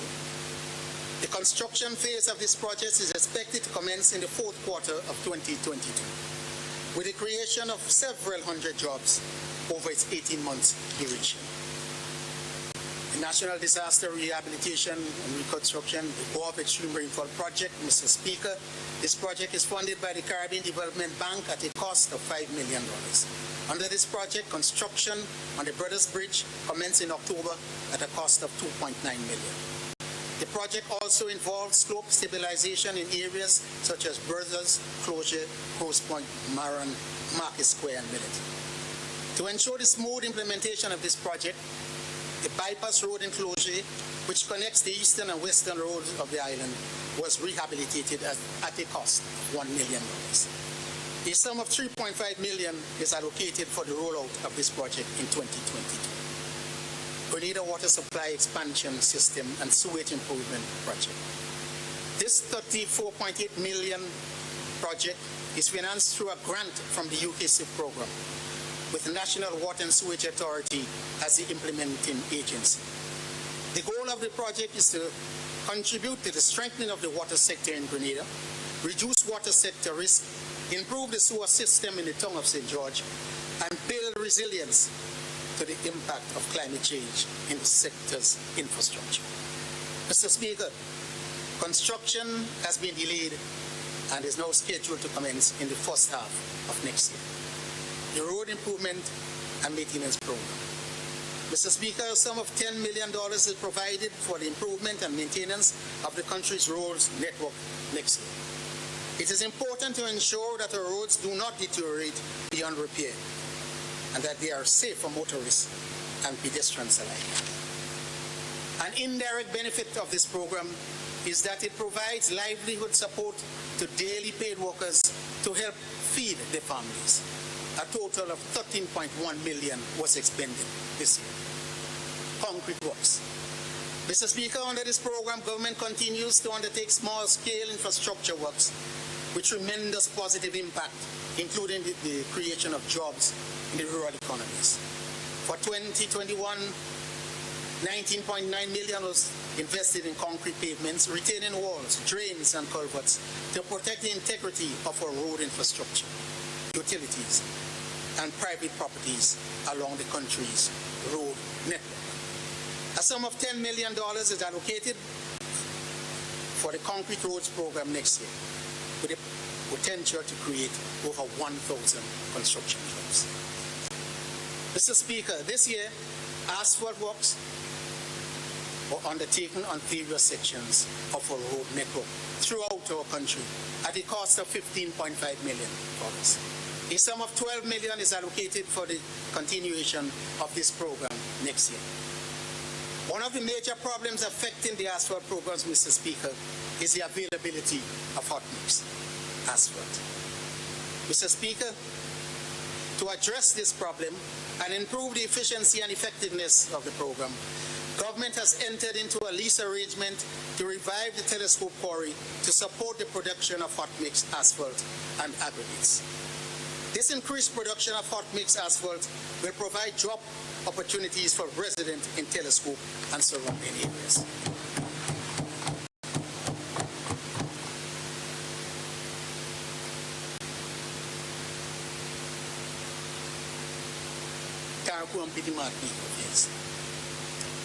Mr. Speaker, specific mention must be made of the sister islands of Carriacou and Petit Martinique, where government continues to make significant investments to advance development.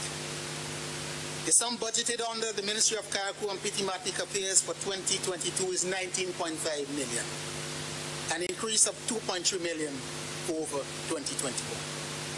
Some of the major projects and programs for 2022 include proprietary works on the Carriacou Ministerial Complex, $1 million, road rehabilitation and maintenance program, $3.8 million, Carriacou Airport expansion, $0.5 million, Petit Martinique Enhancement Project, $0.5 million, and the Nursery Improvement Botanical Garden Project, $0.12 million. Mr. Speaker, several other interventions across various areas, including in agriculture and fisheries, infrastructure development, housing, health and wellness, social protection and community empowerment, youth development, among others, will also be implemented on the sister islands. Mr. Speaker, while on the topic of Carriacou and Petit Martinique, I wish to remind that the COVID-19 Economic Support Secretariat, CES office, is housed in the Resource Center in Carriacou to provide support under the stimulus package for eligible citizens. The foregoing, Mr. Speaker, is a mere sample of the many projects and programs which the public sector, within the public sector, that will generate in excess of 4,500 jobs and income opportunities in the construction sector. A detailed breakdown of the PSIP can be found in the estimates of revenue and expenditure. Other cost of living relief measures. Mr. Speaker, multiple references have been made in this budget statement to the debilitating effects of the pandemic on livelihoods, businesses, education, just about every aspect of our lives. For close to 2 years, we have witnessed the physical and financial toll of the pandemic and have heard the agonizing cry of our constituents as they face economic challenges. As parliamentarians, Mr. Speaker, we continue to receive an increasing number of requests for help, in some cases from people who have never had to seek help before. across all strata of the society, there is a palpable need as people are battered, Mr. Speaker, by the destructive winds of the pandemic. Their own desire, their one desire, being survival. At times, Mr. Speaker, the requests are even beyond our reach, but we try as best we can, recognizing that one of the most important responsibilities in this life is to be our brother's keeper.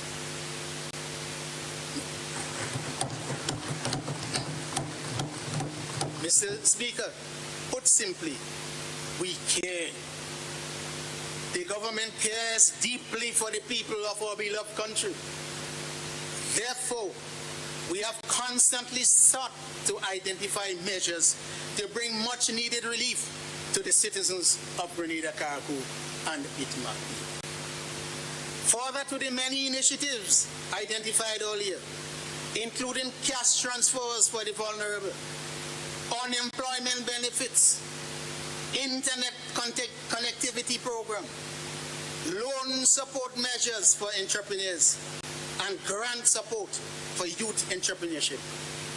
The government finds it necessary to expand the reach of this much-needed relief effort. Mr. Speaker, the rising cost of fuel and increased transportation costs have contributed to significant increase in the cost of basic commodity. As part of the 2022 fiscal relief measures, government will also zero rate the VAT on electricity consumption for domestic consumers with usage up to 500 kilowatt hours per month.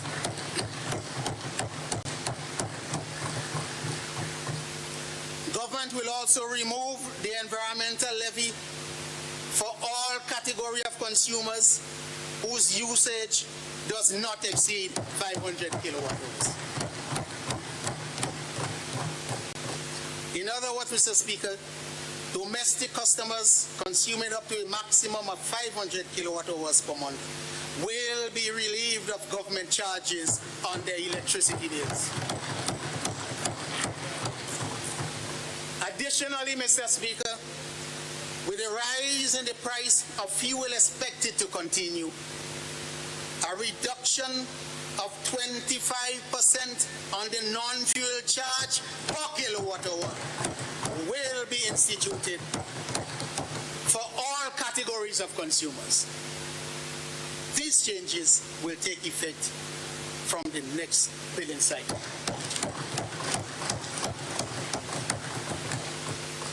Mr. Speaker,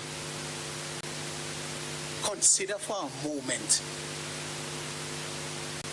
would this have been possible with WRB as owners of Gregory?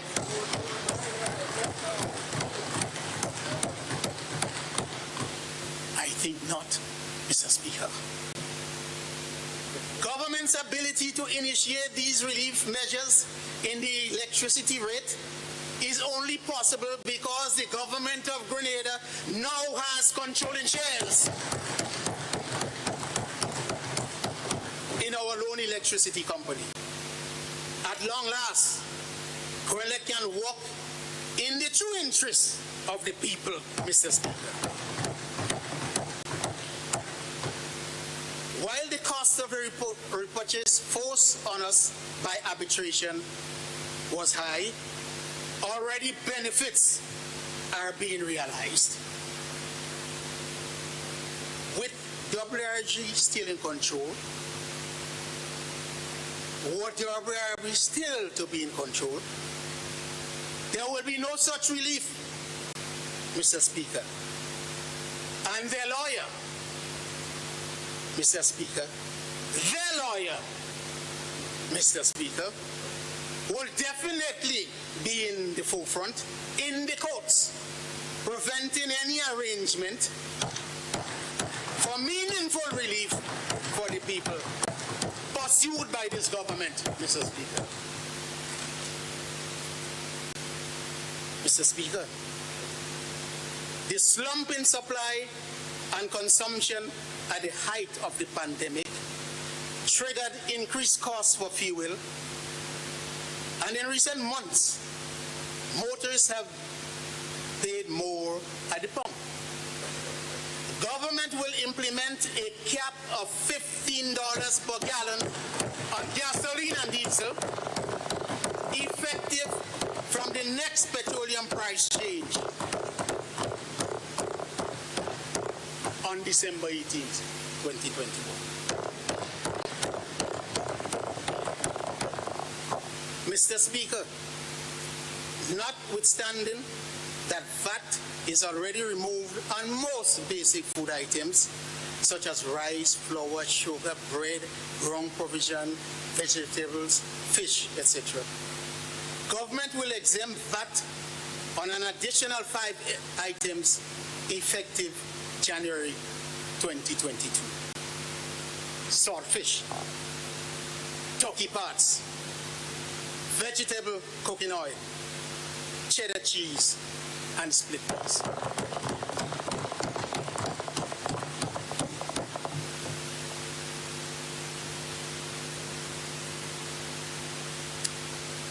Mr. Speaker, against the background of reduced revenue, these initiatives impose a tremendous burden on the part of the government. But we are convinced that this is the appropriate course of action and one which will stimulate more activity in the local economy and fuel the recovery process. Mr. Speaker, notwithstanding the significant fall in revenue since the onset of the pandemic, government has consistently honored its monthly wage bill, which including pensions amounts to roughly $30 million per month, Mr. Speaker. Moreover, I am pleased to report that we have settled in full all outstanding increases to teachers, police officers, public servants, and the pensioners. Furthermore, Mr. Speaker, the 4% increase due in 2022 will take effect from January, and government will honor its obligation to public officers. Mr. Speaker, workers on contracts have long been clamoring for better conditions. Cabinet has directed the Department of Public Administration to develop a framework for addressing the concerns of these employees. This framework is expected to be approved for implementation in 2022. The minister responsible for DPA will speak about this in further detail. This is a clear testimony, Mr. Speaker, that government is committed to the welfare of all its workers. Mr. Speaker, government has consistently expressed its profound appreciation for our frontline workers who have led the charge in this relentless battle against COVID-19. Almost 2 years later, they are understandably battle-weary, but many of them keep going.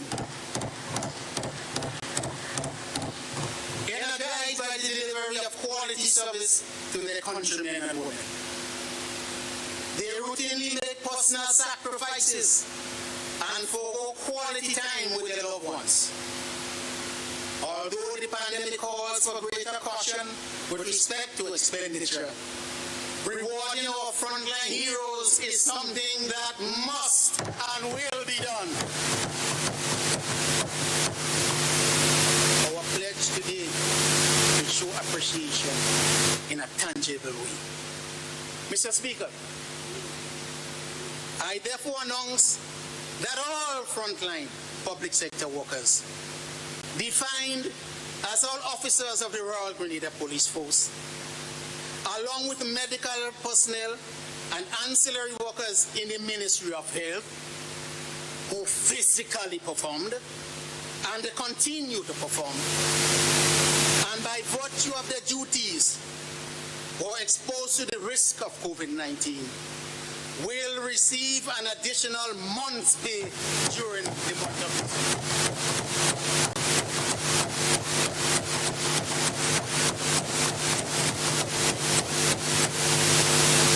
This is a token of government's immense appreciation for your selfless service in leading this crucial fight against COVID-19.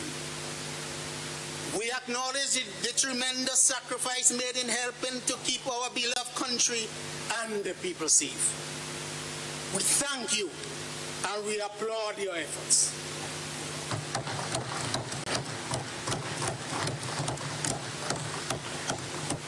Mr. Speaker, there are many other categories of workers across the public sector who augmented the duties of the frontline personnel previously mentioned, playing an integral role in executing the additional responsibilities required for the protection of lives and livelihood during the pandemic.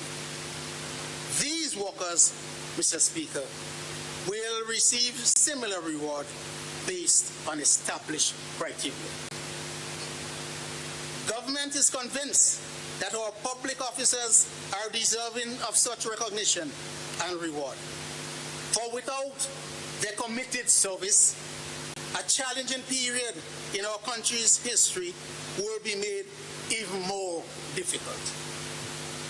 Mr. Speaker, government recognizes the hard work and dedication of many other public workers. As such, all other workers in the public sector who consistently perform duties from the onset of the pandemic to date will receive an additional half-month's pay in December.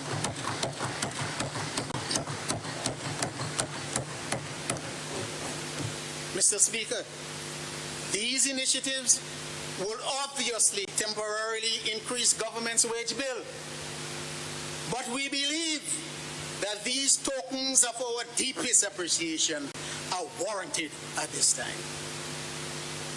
Mr. Speaker, we are well aware that the pandemic has created a financial challenge across many sectors, but we want to encourage statutory bodies and private sector entities to also consider sharing a small token of appreciation with their employees this Christmas. Acknowledgement.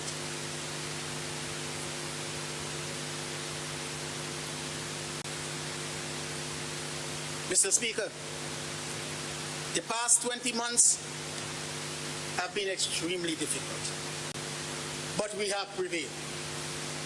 I am indeed thankful to all who have given and all that we have gotten so far. A detailed listing of acknowledgements can be found in the printed version of the statement. Permit me, however, Mr. Speaker, to mention a few. Once again, I thank the Almighty God for His mercies. Allow me also to reiterate my thanks to the Honorable Prime Minister. I am happy to have been given the opportunity to lead the Ministry of Finance in the past year and a few months. It has been both a challenging and exciting experience. I would also like to express my deepest appreciation to my other cabinet colleagues for the ongoing sacrifice and the support. Also, Mr. Speaker, I would like to mention the Attorney General and her staff, the Secretary to the Cabinet, permanent secretaries, heads of non-ministerial departments, press secretary, managers and staff of statutory bodies and state-owned enterprises, and all other public officers who have contributed to the preparation and delivery of this budget statement. Permit me also to express my profound appreciation to the Permanent Secretary and the staff of the Ministry of Finance for their tireless effort. have seen their commitment and dedication firsthand, Mr. Speaker. I would like to thank you, Mr. Speaker, and the Clerk of Parliament and his staff, who have given me your full support in facilitating the delivery of my presentation. Mr. Speaker, it will be remiss of me if I did not thank my family for their love and support, and my constituents of St. George Southeast for the unwavering support and confidence in my representation in this honorable House.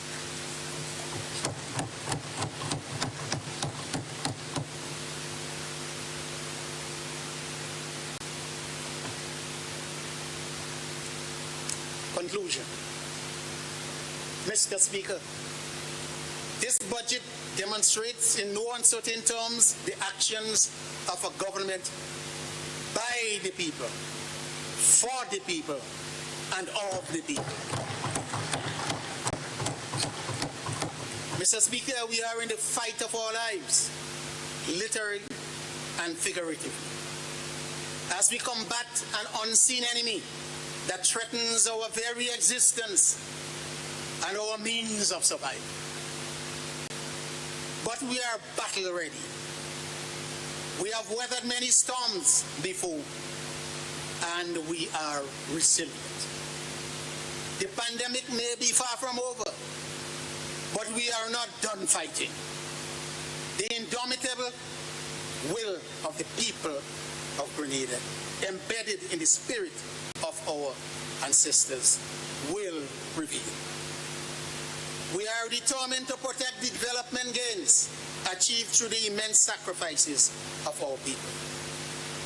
Our economy will survive and our people will thrive.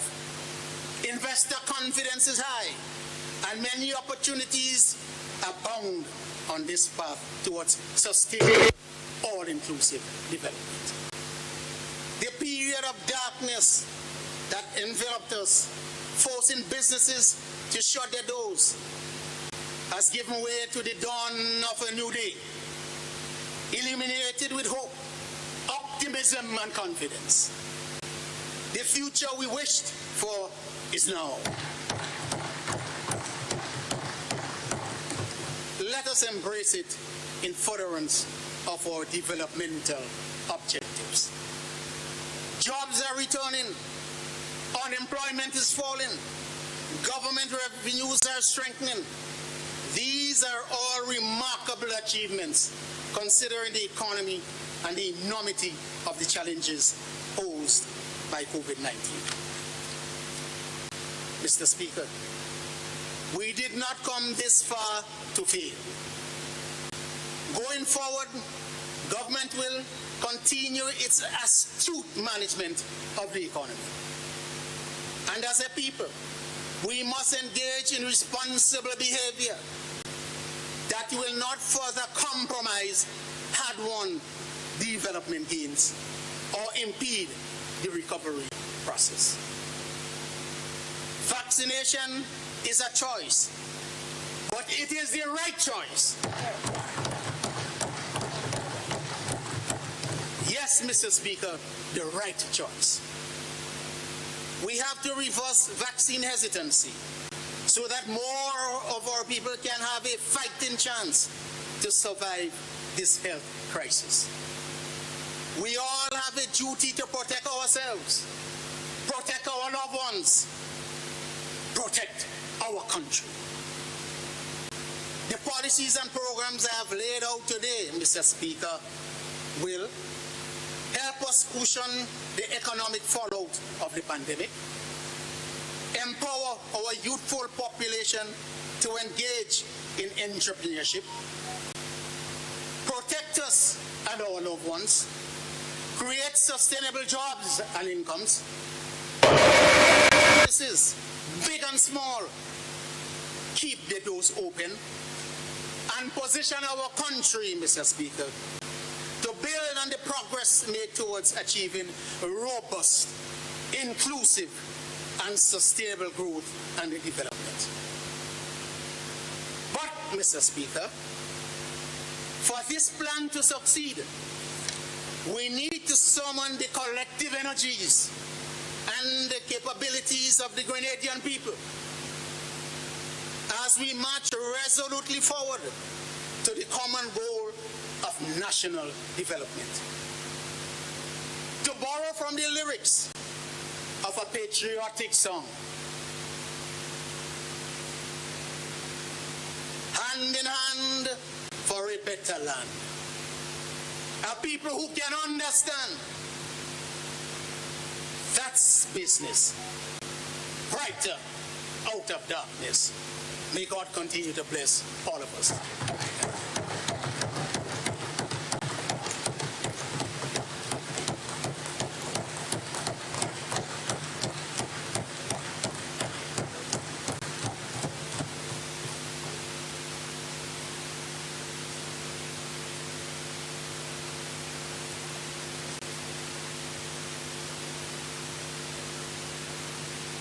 Thank you,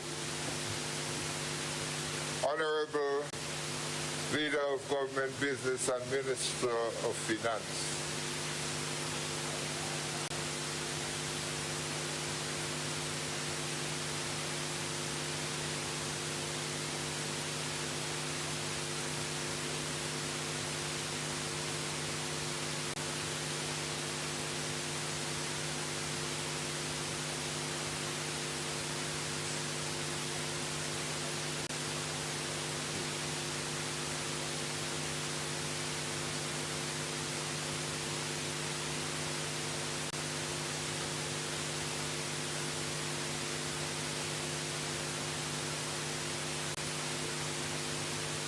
Honorable members,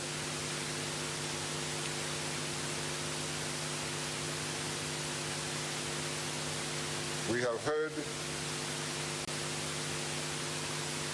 the estimate of revenue and expenditure for 2022.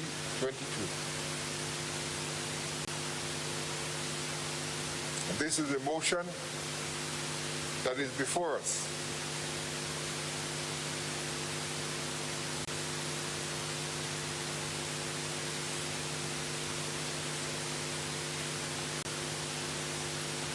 Motion by the Minister of Finance that whereas it is necessary to provide for the services of the State of Grenada for the year 2022 by means of an appropriation act, that the estimate of revenue and expenditure for the fiscal year January 1st to December 31st, 2022 be approved.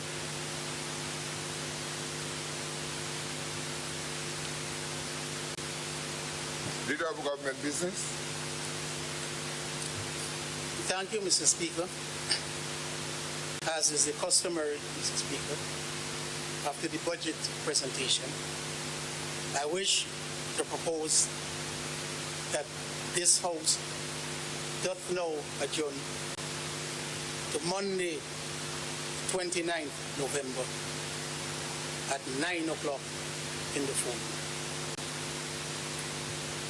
Honorable members, the question is that this Honorable House now stands adjourned until 9 o'clock in the forenoon of the 29th of November 2021. But before I finally put the question, let me just urge us that as we continue with the debate on the budget, which would be taking place from Monday, the 29th. Let me remind our parliamentary representative to refer to Standing Order 40, which deals with debate on the budget. And to remind you that as parliamentary representative for your constituency would be listening to hear what part of that budget satisfies them. Before I close, let me pass a message from a gentleman who is a farmer. He said to me, Mr. Pierre, I know you're going down to the budget. tell them for me I want to prepare my own budget. But in order to prepare my budget, I have to know, because I deal with nutmeg, and I deal with cocoa. I don't have the strength again to worry too much about bananas. But my nutmeg, I'm selling dry nutmeg. I'm getting paid for it as green nutmeg, and all the base spoiled. Because I'm being able to sell my nutmeg now every 2 weeks. You see, but I have to spend my time in my land seeing after my nutmegs. And it's a waste of time to me because I cannot make ends meet.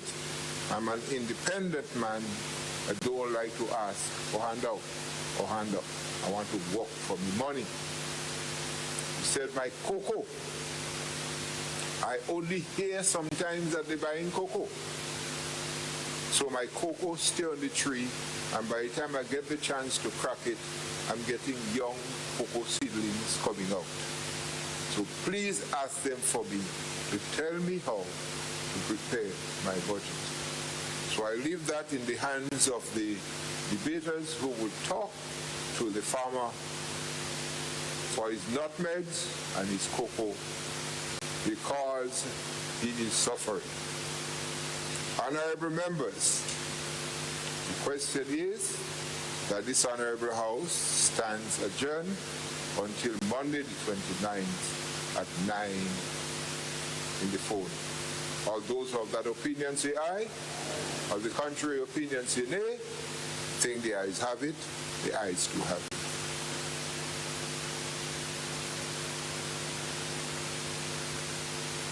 Please remind you that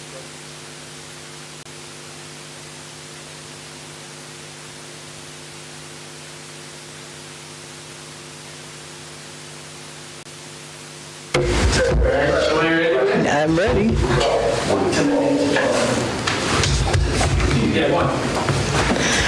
Well, folks, we just heard the 2022 estimates of income and expenditure delivered here by the Minister of Finance, Honorable Gregory Bowen, a $1.3 billion budget, one that offers quite a lot for future development of our island.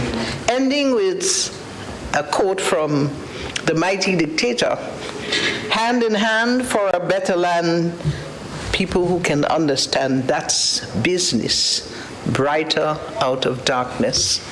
What a note to end on, Andre, using a bit of one of our iconic renditions, calypso renditions from back in the 70s by Dictator, that signals that unified force moving forward for 2022. Probably in Grenada, Sherma,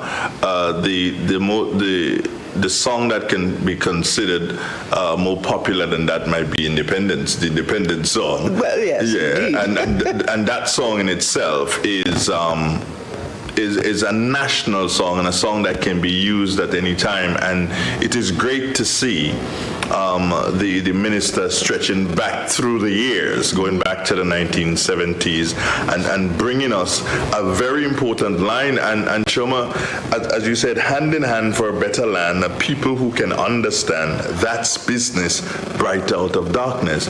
Shoma, I've sung that song, but I've never realized that there was a little bit, that's business. You didn't know about the business part of it. I didn't know about That's that part business. at all. That's if we business. stay together hand in hand, trust me, that's good business. That's good business. You know, and definitely I like the fact that it was used in that manner, especially as we move into 2022, coming out of all that we have had for this particular year, of course, the pandemic. It tells us that we have to move on hand in hand for a better land. The budget basically spoke to, as rounded up by the minister, to help us cushion the economic fallout of the pandemic. Of course, we know that we've had quite a challenging economic time. It also is to empower a youthful population to engage in entrepreneurship, and that has been a call that's been going on for the last few years, and not only just a call, but a lot has been put in place for young people to get involved in their own operations, their own business. We've seen some initiatives over the last few years. Protect us and our loved ones, and we're talking about protecting us presently from COVID, being vaccinated and ensuring that we carry the policies on a daily basis in our lives, creating sustainable jobs and income, helping our businesses, big and or small, keep their doors open, and positioning our country to build on the progress made towards developing ourselves. So we've heard in summary what the budget is offering for 2022. Nicely put, I must say, telling us what we ought to be aware of if we want to achieve the things that we want to achieve. A lot has been said today. A lot has been said by the Minister, Sharma, but one must understand, and while I will not venture to say that it is, but one must understand that it may be a fact. It may happen that elections which are due in 2023, and the Prime Minister has always said that, hey, I don't necessarily go the full hog, so you can expect. Are you speculating, Mr. Donald? Well, what can one say? One just has to listen to him and speculate. So it is a very accommodating budget.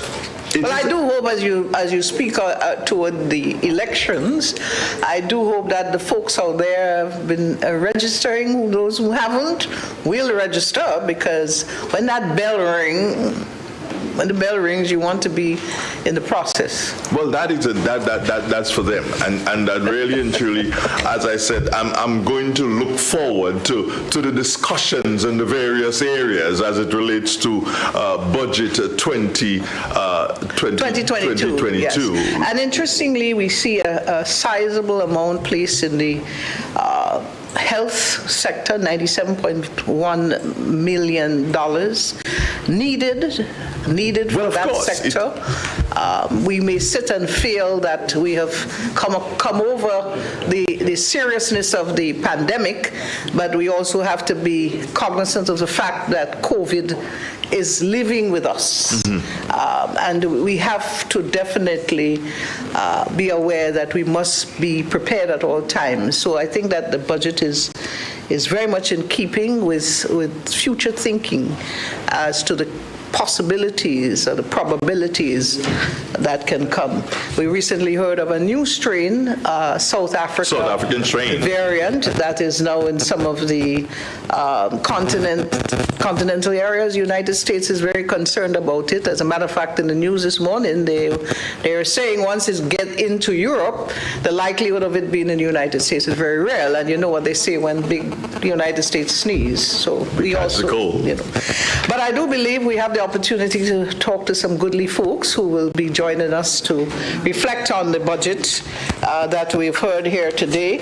And one of the things that I want to say encouragingly to our frontline workers, the time has come when you will be recognized very much highly by the government. I mean, an extra paycheck, Andre, for the month of December will certainly put a big smile on their faces. And not only the frontline workers who are directly involved, there are other components of the public sector who will also be considered in this process, who would have contributed to the actual dealing with the pandemic over the last few months. What we also have to realize here, Sharma, is that the economy, the Grenadian economy, is expected to grow by some 4.8% in 2022, and that, of course, is something that is extremely good for our country. And as we continue to struggle with the whole pandemic, it is good to know, Sharma, that we are going to see some growth, or we are looking forward to see some growth in 2022 in relation to our economy. And one may very well speculate on a growth, especially at this time, but if they pay a lot of attention to the budget, they will see the wisdom and the strategy in allowing that to happen. We're very pleased to be joined by our Honorable Prime Minister at this time. It's always an honor, sir. Welcome to the little discussion here on the budget. Well, it's good to be here, of course, and after what I consider to be the delivery of a very impactful budget. Indeed. For 2022. Yeah, it was indeed a wonderful budget by the Minister of Finance. But of course, sir, you would have known a lot that would have been in the budget. But what do you think stands out more, or most, as that should be, for the people of Grenada in this budget? Well, I think the minister, in his very astute presentation, would have captured it. The government's care for people in a time of a lot of pain. I think that's the message. There were lots of initiatives that demonstrate that variable I just mentioned, but I think the key thing is showing that you feel the pain of what's taking place outside there, and the benefits that will come will in fact hopefully help most of the people. There's certainly small businesses were under tremendous pressure for the last 2 years. Some of them may not even survive, which is very difficult to deal with. The question of the relief on the electricity situation, we know that I've had my own constituents come to me and say, look at my bill, how do I cope? And I said, we understood the pain that was taking place over there. So the minister's spoken about it on two fronts. Previously, if you generated and used 99 kilowatts of electricity, you don't pay any VAT on it. Mm-hmm. Right? But most people are using much more electricity today. So even the poor man, his wattage might be about 200-300 kilowatts. Now the minister to the government has initiated no VAT on the first 500 kilowatts. Mm-hmm. So it will help small businesses, certainly. But the most significant part is the one we didn't have the time to explain, which some of the ministers will in fact speak to that on the budget, what I call not debate, but presentation. Yeah, presentations, yeah. The non-fuel charge, which was a formula fixed by the previous government in 1994 when the generated electricity was sold. And if you recall, I was a lone member in opposition who took that budget, section of that budget and that deal apart, and pointing out that a non-fuel charge, which was a mathematically oriented, I did my best to take it apart, but the government did not listen. We are now, through the PERC, going to try to initiate that initiative the minister mentioned, 25% reduction in a non-fuel charge, which is the other component outside of the wattage for the electricity. And that will be a significant savings for business and consumers also. So the combined thing, what will happen is that some members, I assume some parliamentarians may, I certainly would do it from my end, take some bills and show the savings that will be obtained in that initiative. Prime Minister, the stimulus package. We have cuts now on our electricity, or gas, a number of initiatives. It must have taken quite a task to accept those responsibilities as a government, especially at this time. Yes, we see this, Sharma, as a COVID relief package.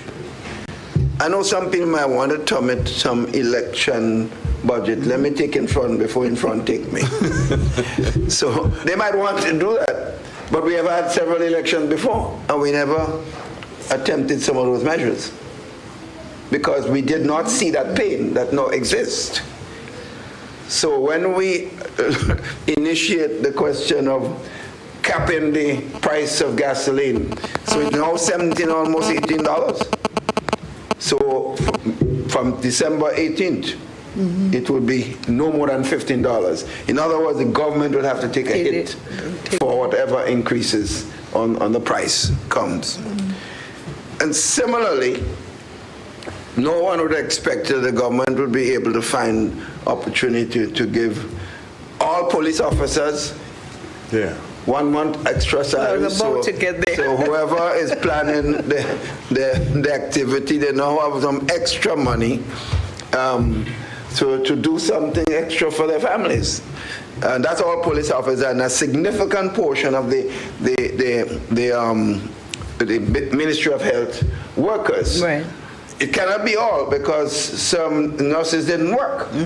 Some parts of the service didn't work, but the majority of them did in fact work and give service. So they will get also on front line the 1 month salary that we're giving an extra. I always ask about the media, sir. How about GIS. GIS?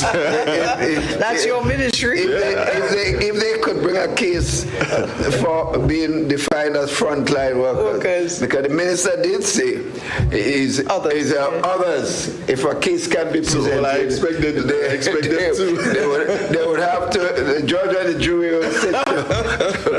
But I think just the fact that we are able to do this. You know, a lot of the Imanis, they complain. Some of them have not felt the security that they need to have. They're getting another additional half month salary. Right. The contract workers, those wardens on the road, the wardens who do the program all year round, they're getting another half month.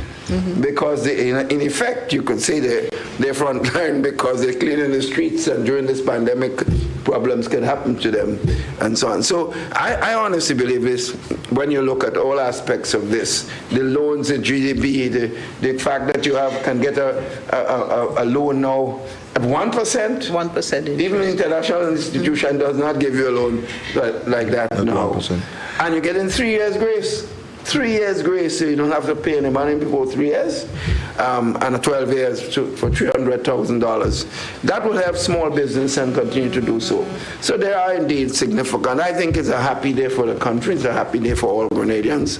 And certainly I hope that people would appreciate and understand the sacrifices. So what we want, as the minister quite rightly called on all Grenadians, let's pull our resources together in uniting effort to deal with this pandemic, which is ongoing, because we can't relax. And we do not want to go back to where we were in August of this year or where we were in March last year. So we need everyone. We could have our own individual social activities, but do it responsibly so that we do not have to fall back to what we went through before. Prime Minister, in spite of the economic challenges that we've been facing in the last few months, it's obvious that the construction industry has been growing by leaps and bounds. Yes. As a matter of fact, homeowners who are now looking for some material complain that it runs out from the hardware stores and so on because of that. Yes. That didn't seem to have continued even during the pandemic, and it's still ongoing. That's a big positive sign. Yeah, I think it's a good sign of investor confidence and people willing to take risks despite the pandemic and all the problems associated with it. So it's a good thing for the country, and I think it's a good thing for the people of our country in a general sense. So I'm happy for this. I know that the minister alluded to the fact that you are the ones responsible for the contracted workers in the country. I will be speaking at length on this. You will. So yeah, because I understand some of the problems, the fact that some of the contracts are not long enough, the security status of the contract is an issue. and they do not, generally when increases are given, they do not get it. And therefore, we are correcting that on this budget activity initiative of the Minister of Finance, and all of the related activities of contract workers will in fact be explained more thoroughly than the Minister was able to do on a budget presentation. I think it'd be interesting for our nation to listen to members on this. Normally, when the Minister of Finance speaks, that literally the rest is about what happening to your constituents. But I think now with this one, there are a number of things that the minister in his presentation have a quite substantive announcement that cannot be explained in its totality. So I think each member would take a portion of that in certain areas and do more explanation and give examples as it explains some of the initiatives of the Minister of Finance. For me, finally, Prime Minister, the CLICO BICO relief for the Eastern Caribbean, not just for Grenada. Speak to that. Well, in short, what is happening, that we had to take what we get, because clearly people will not get back all the investment, but initially some of us are losing hope that we'll get anything. So I think the Barbados government, through the court system, has in fact agreed, and that in that formula. And therefore I think it will bring again relief to a number of people who are battered with that whole BICO-CLICO debacle that resulted in a loss of people's pension savings and so on. And some of the more workers in more difficult position economically suffered the most. Okay. Prime Minister, final words from you to our nation. The budget for 2022 is a very promising one. What would you tell us at this time? Well, I think it's a good day for the country, and I think it's a good, and we look forward to a very good year, 2022, and certainly what I hope to see is our working together.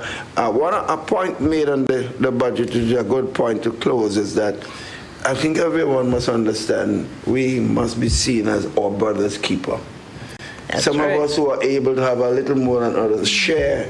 Yes, Christmas time, you're calling us to share a lot more, but it should be almost a year of sharing 2022, because with all that we're doing, there'll still be people who are going to be having difficulties. So I would say, let us all be our brother's keeper. That's the last word. Thank you so much, Prime Minister. It's always a pleasure chatting with you. Well, folks, we've heard from dear Prime Minister, Honorable Dr. Keith Mitchell, and, it's always good to hear his words of wisdom. He's been the Minister of Finance for a number of years. I've stopped counting them. Yeah. But certainly not the big star today, because, of course, the Minister of Finance who has delivered the budget, New sheriff in town? New sheriff in terms of the budget. We'll be speaking with him going forward. We continue to bring you some discussion with some folks here today as it relates to the budget, and give you a better insight as to their understanding, their feelings, their continued contribution to development of the nation. So I do believe we have someone who will be joining us. But what I want to do here, Sharma, is to take a quote from the budget, and it says here, vaccination is a choice, but it is the right choice. Yes, Mr. Speaker, the right choice. We have to reverse vaccine hesitancy so that more of our people can have a fighting chance to survive this health crisis. End of quote. And that was a quote, Shoma, in coming to close to the end of the budget that was delivered, of course, by our Minister for Finance, the Honorable Gregory Bowen. Shoma, I think you have him now? Well, I do. Before I say that, I believe that vaccination has become a part of our lifestyle, a way of life. We cannot get rid of the fact that COVID is here with us. And in order for us to be able to live with it, we have to take the precautionary measures, and one of them includes being vaccinated. The hesitancy, well, I'm hopeful that in 2022 that will rise much higher. I see that we have actually reached the 40 100,000 mark in first and second vaccination, and we're hopeful that it will grow even bigger. Let me take the opportunity to welcome the star of the show, what a way to put it anyway, the Honorable Gregory Bowen, his second delivery of Grenada's budget for 2022. What a budget indeed. And welcome to the discussion. So much has been placed into this. It must have been, like I said to the Prime Minister, a very trying time to put together such a budget under the circumstances which we presently exist. A lot of help to a lot of sectors. You talk about the youth, you talk about agriculture, the development again of tourism. I mean, just about every Grenadian will be touched one way or the other, with the stimulus packages that are there, the various aspects. Well, once you talk about gas and electricity, you're talking about the nation, sir. What a budget indeed. It must have been a task. Thank you very much, Norman, and thank you very much for your co-host. And a very pleasant morning to the listening and viewing public.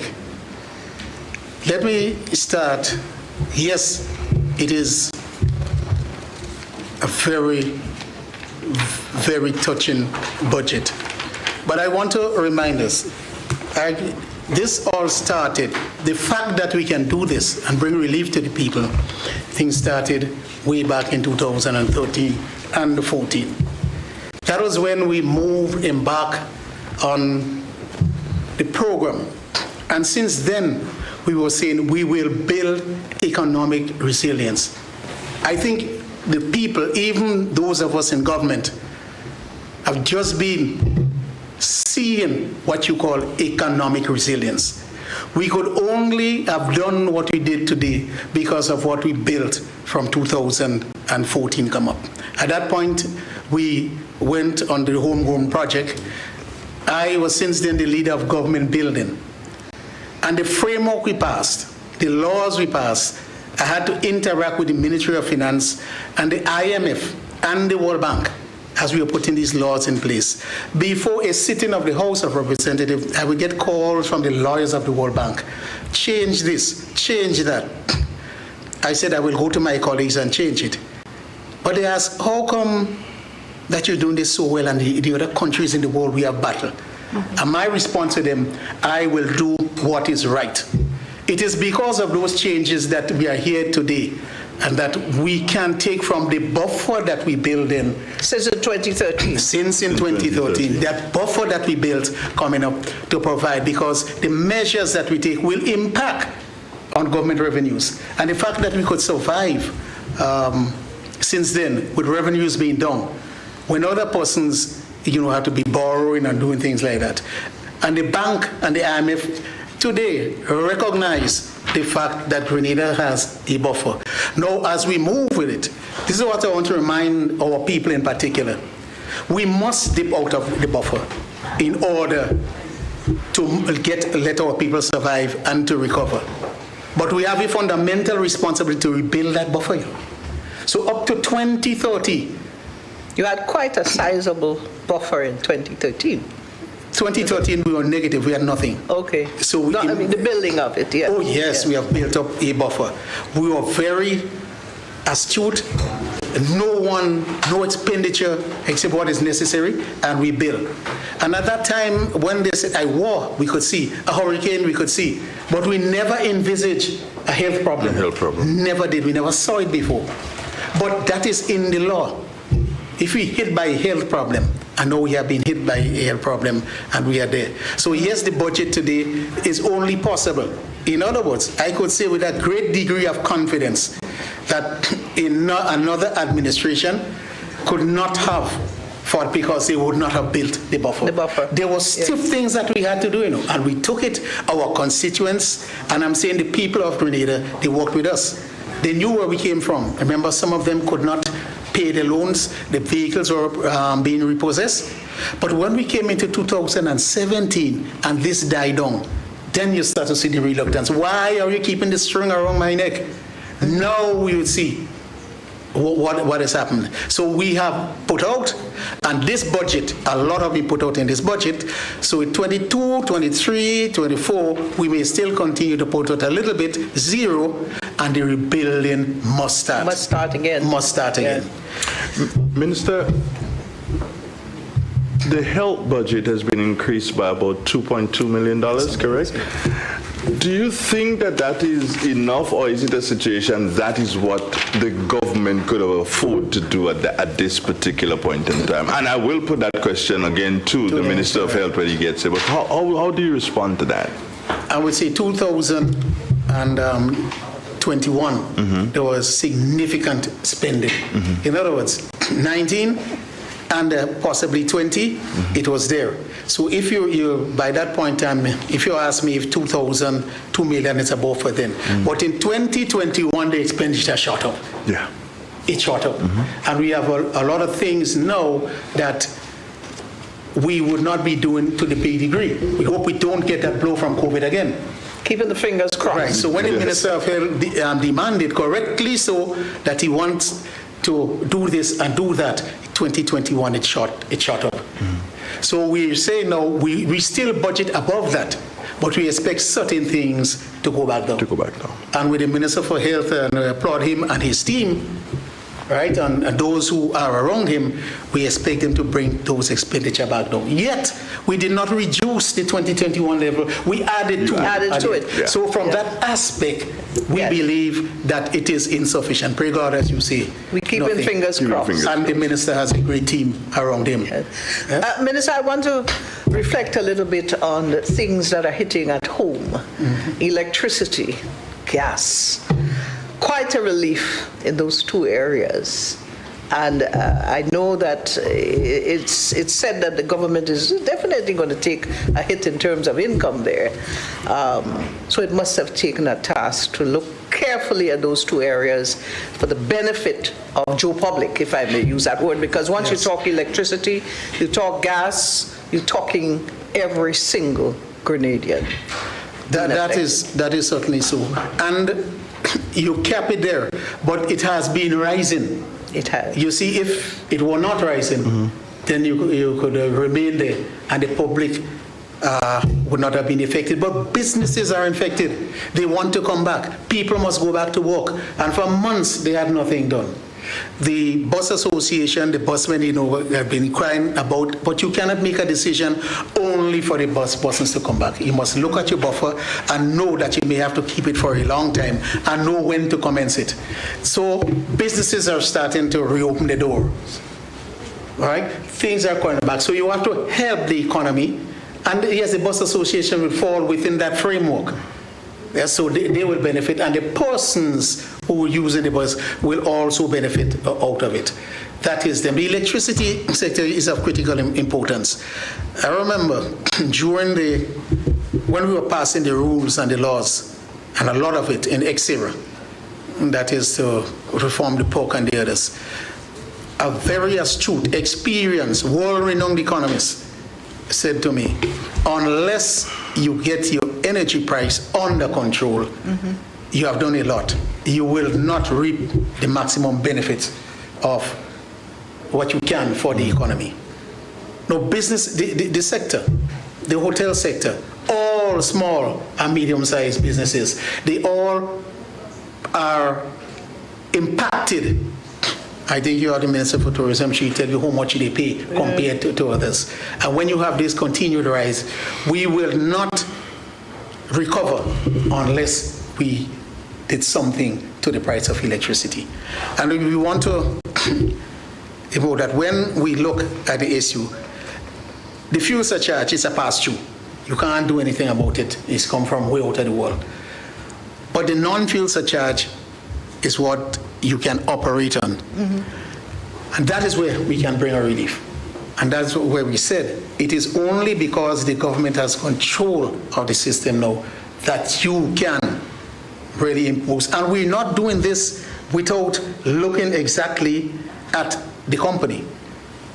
In other words, we all look at it, because you must know that being a state enterprise with government shareholder, the debt in the company is your debt and my debt under the Public Finance Management Act. So I was about to ask you that, Minister. How do you think the company would, or the non-fuel surcharge that you're dropping that, how does that affect the company and the resources that they would have available to them to continue the development of the company? Let us put it this way, we'll ensure that the company does not falter, will not be hampered.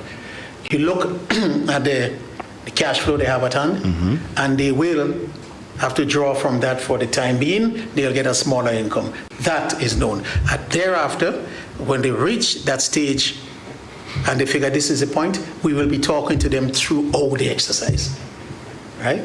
And we understand our responsibility to ensure that the company does not flounder. And that will be part, of our task. The board will be talking to the Ministry of Finance, and they say, here we are, the little buffer here is reaching there, and then it becomes now our task to work with them to ensure. And there are different methodologies for doing this, and we will ensure that they get what is necessary to continue to work and to continue to expand if necessary. Now, the trend is to move into renewables. So it is a total different ballgame of simply just buying diesel and running an engine and go up on it. No. So we all have to work together. So it is within that context we'll say how much are we transiting into renewables, and even in that they may say we don't have enough to do it. We have to work from the external resources, from the Green Climate Fund, from IRENA and all the others. So we'll be working jointly. This is what we could not have done before.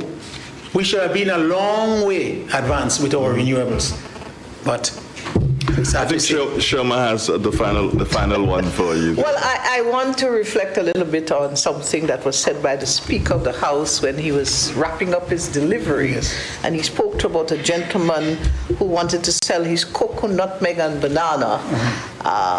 He wanted to be able to sell it. He doesn't want handout and so on. And looking at agriculture, which has always been a talk, agriculture, tourism, and the young people in the nation who have an interest in that area, technology is extremely important to them. I noticed that there are some initiatives there that would allow that to expand into those areas, because they are no longer interested in the nutmeg, cocoa, and banana. They're interested in crops that can turn over quickly and that sort of thing. Exactly, yes. We do have one particular area that we want to move into. And as the consultation indicated to us, we must expand the Citizen by Investment program beyond the horizon of tourism.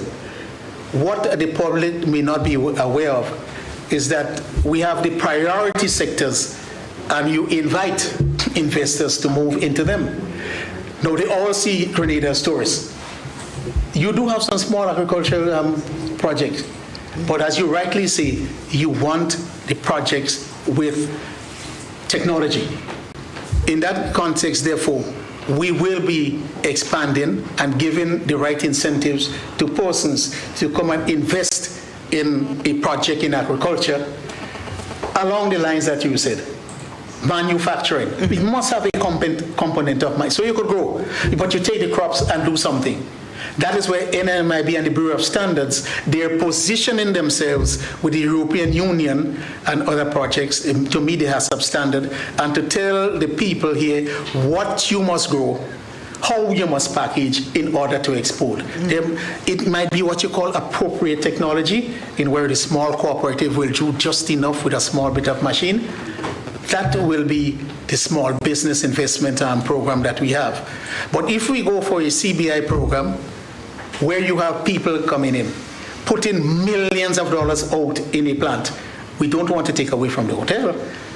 That will go too. But these persons may be given a little more incentive.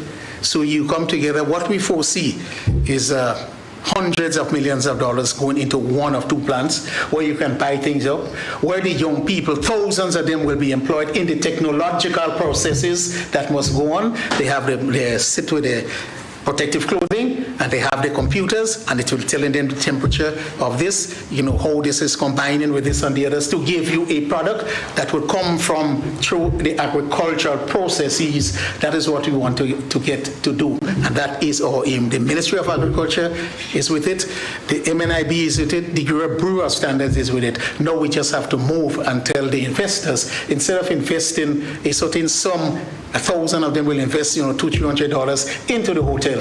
We say yes, continue to do that, but you want to breed a new cadre that will now come and invest the same amount of monies in the processes of these technologically advanced agricultural systems.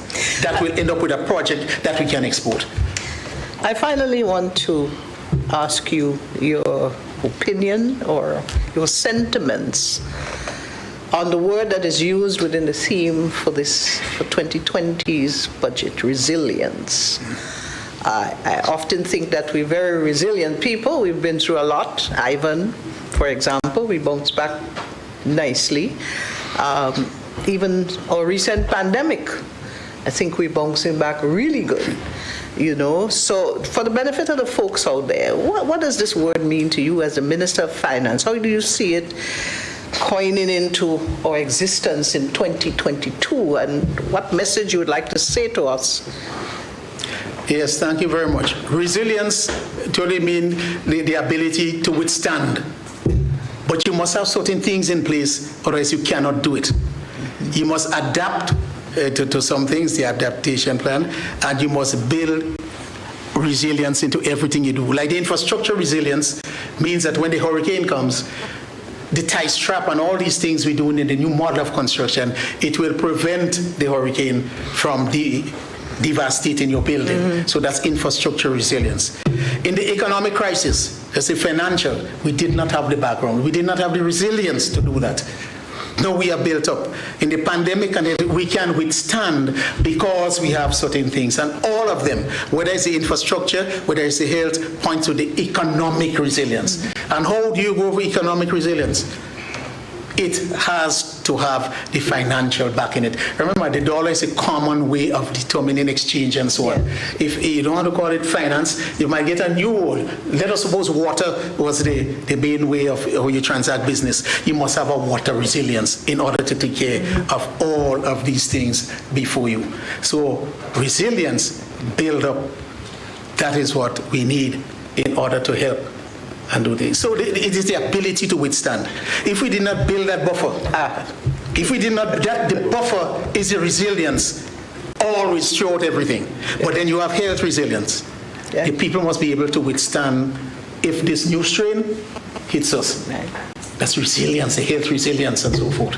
By having the health center, the nurses, and all of that within the resilient program. So we're going to hear about the health resilience from next speaker, right. I think. I think we're going to hear tourism the next session, but not necessarily health. I think it's good. I specifically ask you that question, Minister, because it's something that people need to understand clearly. Yes. And we ourselves need to build our own resilience. Resilience, yes. For example, we are facing it now. Those of us who were not resilient, they don't have the wherewithal to withstand. And those of us who are not vaccinated, not building our personal resilience. Exactly. So that is the crucial factor there. Yes. And I am saying that building the resilience through the buffers, through the sums of money.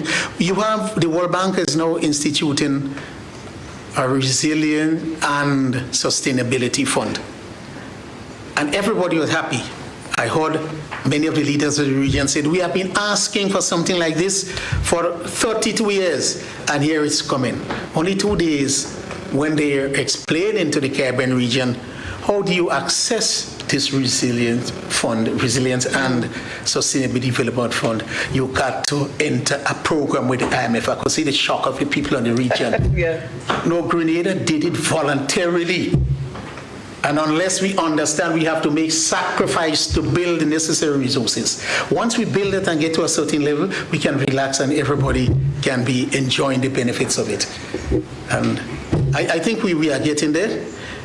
But what happens if something occurs and you have to pay public servants and pensioners $30.4 million per month? It's a lot.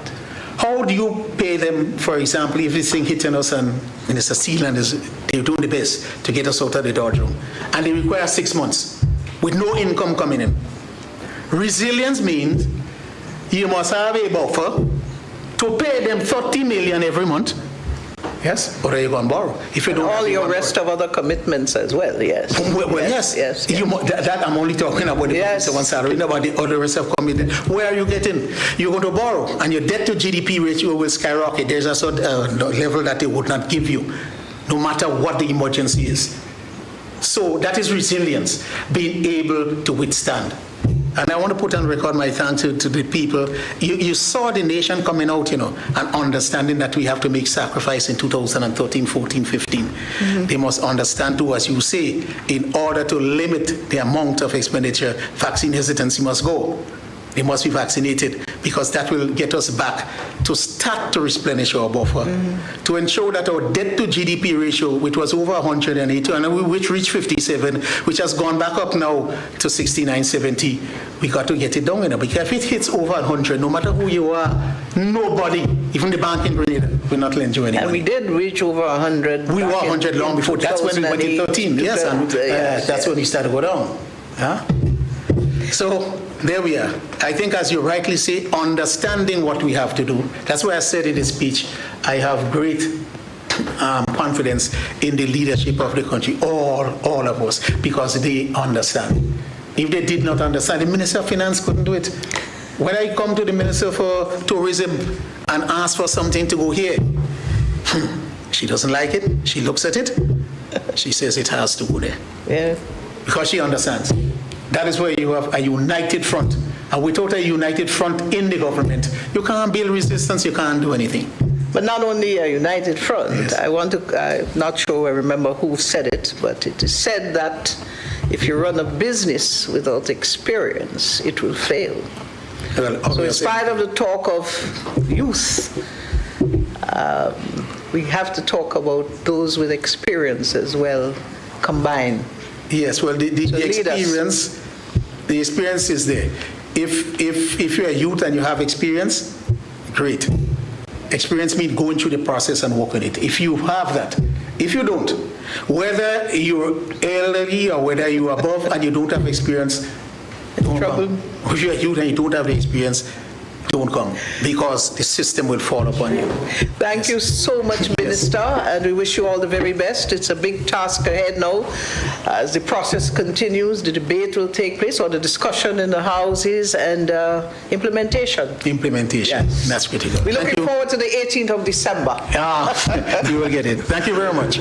Traveling over the Grand Etang this morning, I had the pleasure of observing a number of buses filled with tourists making their way up the Grand Etang. Getting here this morning, a number of buses again, they were coming up to the area and going through the courtyard filled with tourists. That was indeed a pleasant sight, not just for me, but I know for the busmen who are making a dollar again out of tourism, cruise tourism, that is. And speaking of tourism, we are now joined by the Minister for Tourism, the Honorable Clarice Modeste, who of course is the parliamentary representative for the St. Mark constituency. Minister for Tourism, good day and welcome to the microphones of the Government Information Service. You have succeeded, if I can put it that way, and you've only succeeded because the gentleman we're going to speak to next, Minister Steele, allowed you to succeed, correct? Yeah, him and others. Him and I put others. him in front, but there were others. Him and others. Yes. But what is that doing for you? What's the vibe you're getting now, Minister, realizing that finally cruise tourism is happening? You know, this morning I said to some persons, I said, you know, it has been a difficult time for me, but I love it. I'm excited by it. It's a mix of frustration, anxiety, but we've seen results. And we all know that tourism has been one of the hardest hit industry and one of the most difficult to resuscitate, to bring it back and to see where we have gotten. And just as how it brought pleasure to you, seeing some of the cruise buses going up the Grand Time, it brought pleasure to me about 2 days ago or so when I saw a number of buses, almost like a caravan going up on the western side. This morning I saw two. It's a good, it gives a good feeling. It has been an uphill battle, particularly to reflect one of the matters raised by the Minister for Finance and the presenter of the budget, the issue of vaccination. It is a choice. And that makes it right, but that makes it difficult. But I think eventually we are all beginning to understand that when you make a choice, there are consequences. And you can't have in choices, you don't have everything, you don't have both. And we're faced with two choices. We open up, we allow the tourists to come, we allow livelihood to thrive, and for people to live again. But our government, our Ministry of Health has been saying to people that persons coming into Grenada that are not Grenadians must be fully vaccinated. Have your 2 shots and have 2 weeks pass after the second shot. Must be fully vaccinated. But they're going to say the same to us. If you're saying that we must be fully vaccinated, or the cruise ship is saying our guests must be fully vaccinated, what are you offering us in that terms of that kind of safety and security? So it's about safety, it's about health, it's about protecting our Grenadians in the first instance, but also protecting visitors, and it is about bringing back livelihoods to pre-COVID times where persons really were making a living.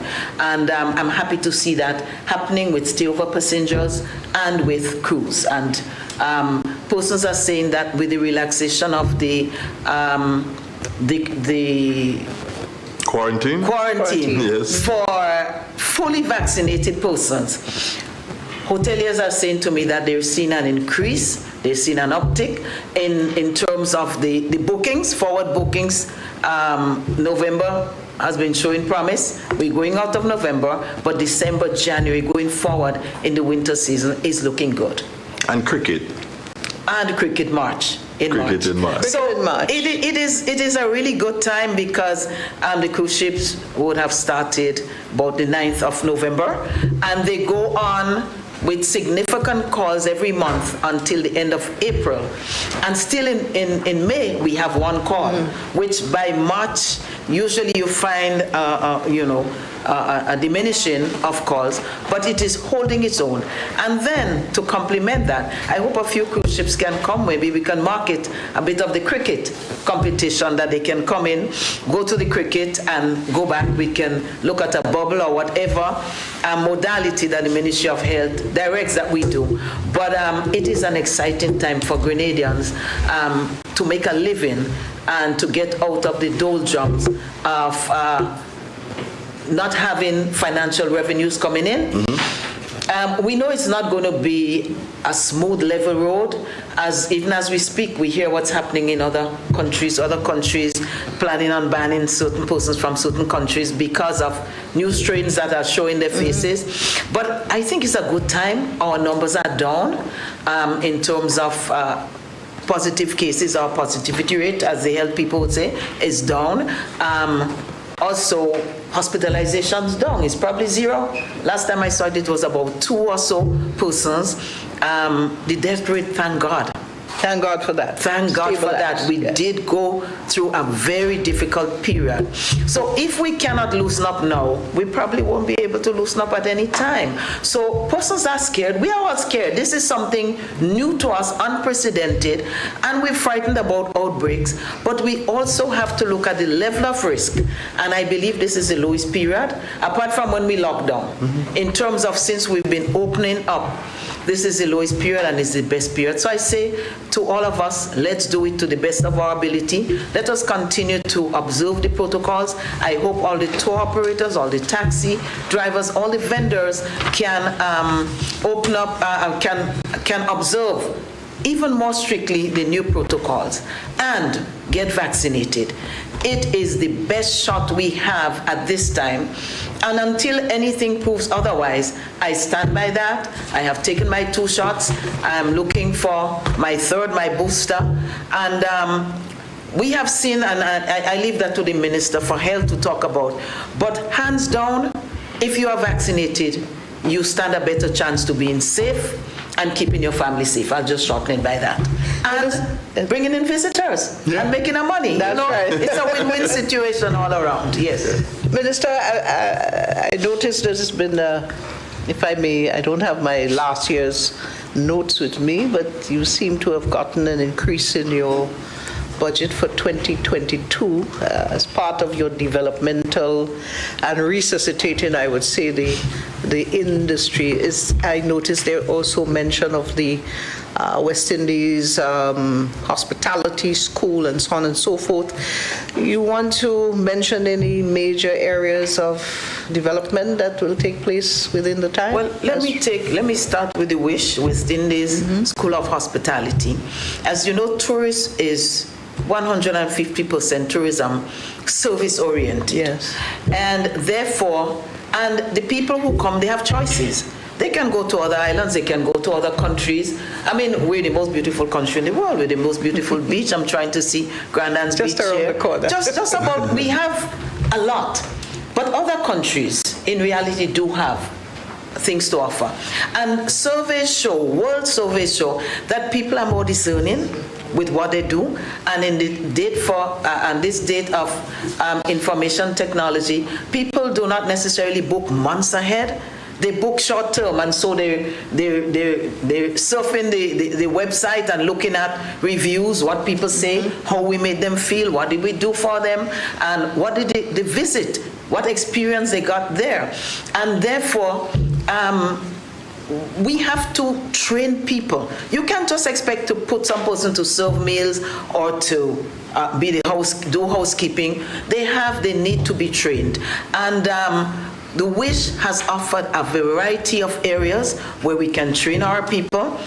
If they want to start as new in the industry, there are possibilities for them. If they are already in the industry and they want to just upgrade themselves, broaden their scope, their knowledge, that is offered. But not only that, it offers scholarships, free training to, and I have to get the figures for my budget presentation, but hundreds of scholarships for persons from a who want it. prestigious university. From Cornell University, yes. from Yes, an yes. extremely prestigious university. So we've had the launch. Cornell University was well represented at that launch. And since then, one of the key persons behind it, who is our chairman for the Grenada Tourism Authority, has been pursuing it.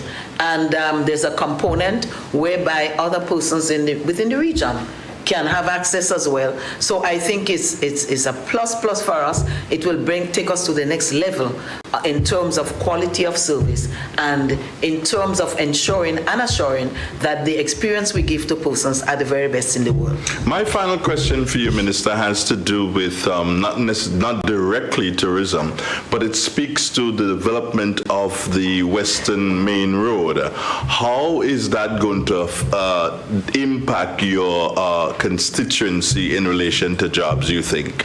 That Western Corridor is a huge game changer. I have one of my vocations as a parliamentarian has been to see how we can bring businesses into the parish so that persons can be gainfully employed, more persons on a larger scale. And one of the things that they say, because they want to see the distance, one, from the port, in case they have to import or export, but also the ease of travel. And within St. Mark, there are two areas. One is in Maran, where they call it hairpin corners. And we've been having discussions, and I learned that a few days ago, when the contracting firm had representatives meet with persons from the constituency, and I applaud them for that. So many times we see infrastructural works being done. People in the area, users of the road, are not consulted, and so decisions are made that are not in the best interest of the users. But I must say that this new firm, they are consulting by different categories. When they had with St. Mark, we were advised to engage the bus drivers and other persons who ply the route, whether they travel by bus or not. Now, these two hairpin corners, they are down to be addressed, and they will make a significant difference. Do you know that some large trailers or containers have to go over the eastern side from St. George, go over all the eastern main road, back down St. Patrick, down into Victoria, because of that difficulty. So it's going to be a huge game changer for us, and businesses would be more minded to look at St. Mark as a potential area for development. I know that the government has looked favorably at maybe offering some more incentives for businesses wanting to develop in rural areas in general, not just for St. Mark, but in rural areas. And I know that this development, straightening out some corners, dealing with, we have a number of, guardrail areas that have been broken down and in need of that. And I know some areas, so we're still having discussions on it. I'm asking questions as to exactly the details that are going to be done, because I expect at the end of the day it will make a significant difference, not only to the persons of St. Mark, which are of paramount importance to me, but certainly users of that whole western corridor. Minister, finally, we speak about the bubbles, especially as it relates to the cruise industry. I know recently you had a little challenge in the vendors market in Grandans. Give us a little understanding as to what this bubble is about, how it operates. Sure. Now, the vendors market is primarily for visitors, but there's a component where they sell craft and other things that persons can purchase and take away. And there's a component where they provide some food. So when the Ministry of Health, my dear colleague and his team, decided that persons who are fully vaccinated could eat in-house, well, of course, you have to eat without masks. Right. And for persons who are not fully vaccinated, they purchase their food, but they have to do takeaway. That section was open first. And I think there was a misunderstanding, because we said it was for fully vaccinated persons, and there was not need for any long discussions, because it was opening up something that previously had not been open for a period of time. Now, when it got to the craft vendors, we did have some challenges there, because, of course, they have not had any significant visitors to their facilities. And one of the things they said to us was, we don't have any tours coming in. When the cruise ship comes, there are no tours. So it's the odd visitor that wants to come in that would get, that we would get any kind of business from. And so that resonated with me for a while, and the chairman and I, we discussed it. But also, I remind again that we said that the cruise ships had said, and it was demanded by our Ministry of Health, that anyone who sets foot, that is not a Grenadian, sets foot on our beautiful shores, must be fully vaccinated. But there's reciprocity in agreements. So you say that, And they say, well, what are you offering us? We have to offer the same thing. And therefore, it is not to punish the unvaccinated, but to create an avenue for everyone to make the right choice, get vaccinated, and be able to do some business. We've had several meetings. We had a first meeting where there was a small turnout. I was there, the chairman was there, and other persons. And because of the small turnout, we had a second meeting where we spent lengthy times impressing upon them the importance of making the right choice for their business. Some said, well, let the fully vaccinated stay one side, we stay one side, and let the visitors know that this is how it is, and let them make a choice. But we have an agreement with the cruise ship, so we could not do that. I think gradually it is becoming clear to the vendors that we're not against them, that we're with them, we're for them, and that there are certain conditions that have to be met, and they have been meeting it. And, you know, out of all of this situation, negative impacts of COVID, there are new opportunities. And this is the word I want to leave, the idea I want to leave with our people. COVID has wreaked havoc with us, yes, but COVID is opening up a lot of opportunities for this country. I know when the Minister for Environment speaks, he will speak to some of the financing that are offered. There are opportunities for financing for small projects and so on, and these are being advertised. And I think one of our shortcomings is that we need in the country to educate people.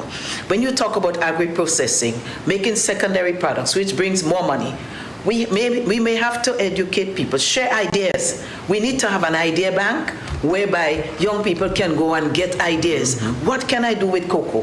What can I do with nutmeg? Otherwise, somebody might come outside and come with a brilliant idea and do it, something that all locals could have done, and all young men and young women could have done. Likewise in tourism, I think, and I've said it to GT and I've said it to the ministry, we have to share ideas, generate thinking and innovation in our people so that it can come up with some little product, some thing that, because sometimes we think that tourists want fancy stuff. All they want is something exciting, exhilarating, and it can be very simple and very cheap to implement. So one of the things that came out of that was an alliance between the National Taxi Association, because you may recall that they were left out initially. Yeah.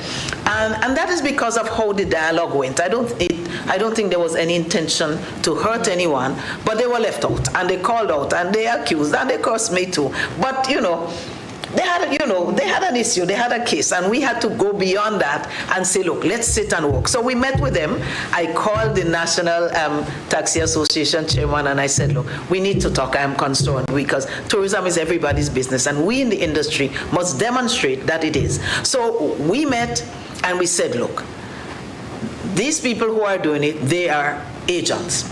You have to make yourself an agent. They have their bubble, they have their different tours where they go.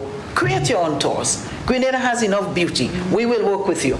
And so there was established an alliance between them and the craft market vendors who said, we don't have tours. And this is what it is. Now, eventually, we would have to look at expanding it, because we cannot let visitors who come to Grenada not go to Grand Anse just because it's only some operators that can take them and some cannot. So as we work with the Taxi Association and the vendors, we're also working with the beach share operators. And of course, we're looking at opening out to every tour operator in this country, because I believe every visitor who comes needs an opportunity to see the most beautiful beach in the world. So things are ironing out. There are still some little hurdles here and there, but they get less and less. They get lower and lower. And I think the understanding is there.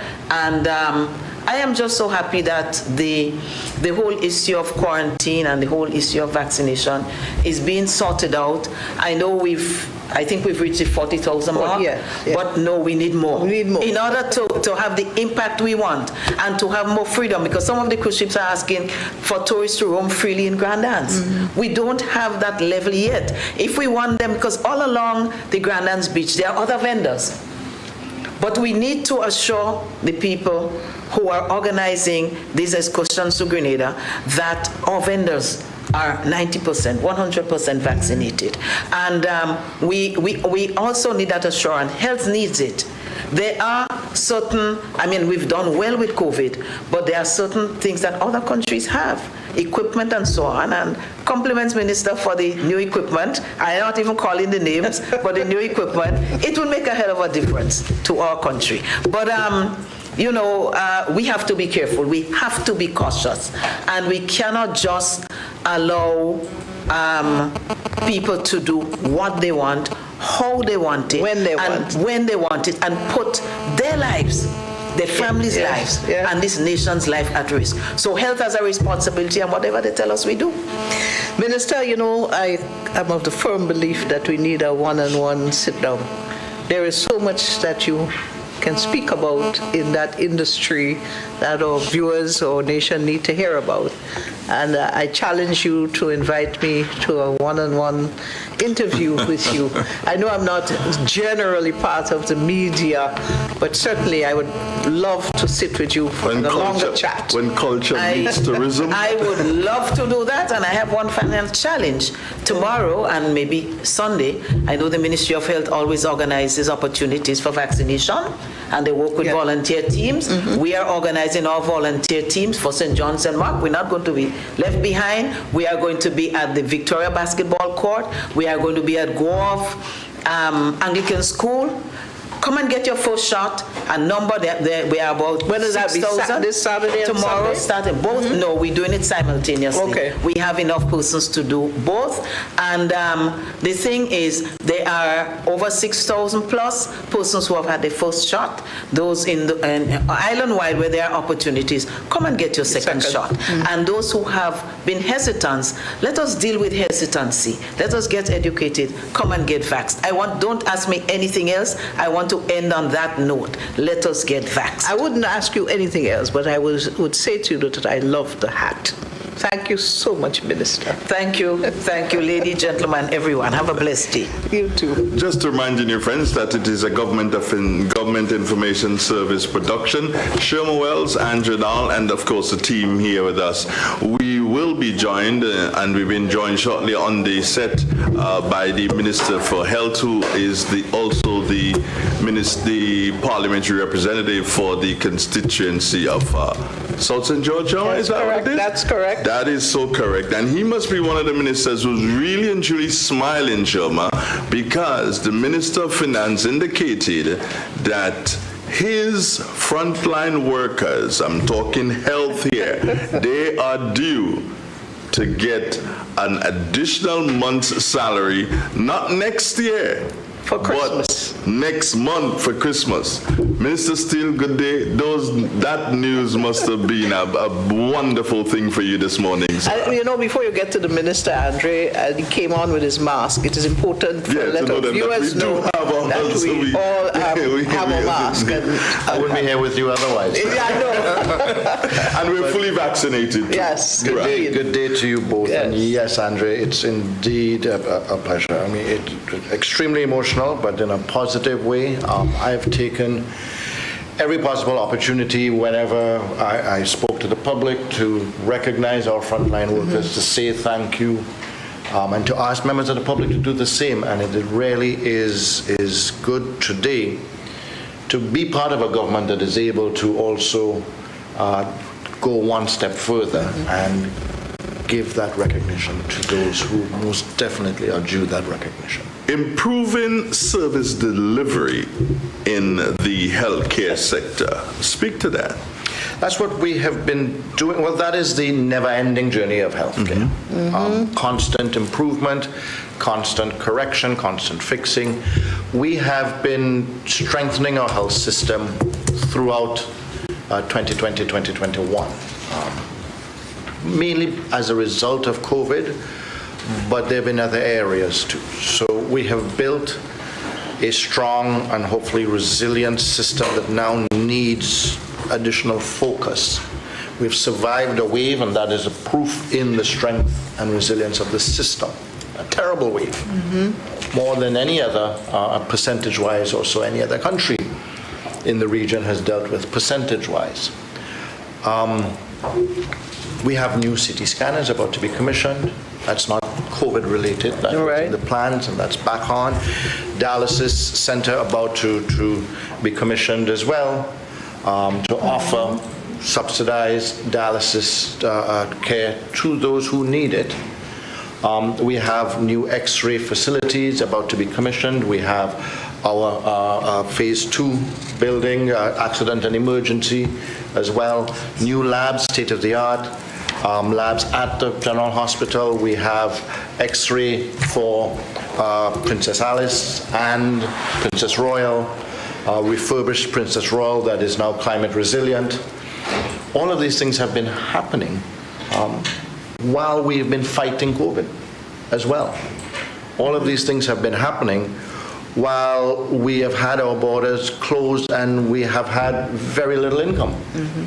So we need to recognize that while we were locked down, so to speak, our healthcare workers and this government has been working hard in healthcare. Yeah. Minister, there's a lot of talk about the CT scan, and we keep hearing it coming up. What does that CT scan mean for us? And for that matter, I remember a friend of mine's, and this is in no way hitting our neighbors, meaning in St. Vincent, but a friend of mine's told me that there are things that you guys have in Grenada there in your health system, and you complain all the time, but we don't have a lot of these things. And I'm hearing now that this CT scan is probably the only one in this part of the hemisphere. It's the most powerful in the region. Okay. Here, most definitely. What the CT scanner allows us to do is quick and efficient diagnosis. It's a tool that our doctors will be using. Significantly, for instance, with diagnosis of stroke victims, to identify and know exactly what type of stroke was happening and to address it accordingly. But in so many other areas too, because of the efficiency and accuracy of this scanner, it will allow our doctors to do that diagnosis, timely diagnosis.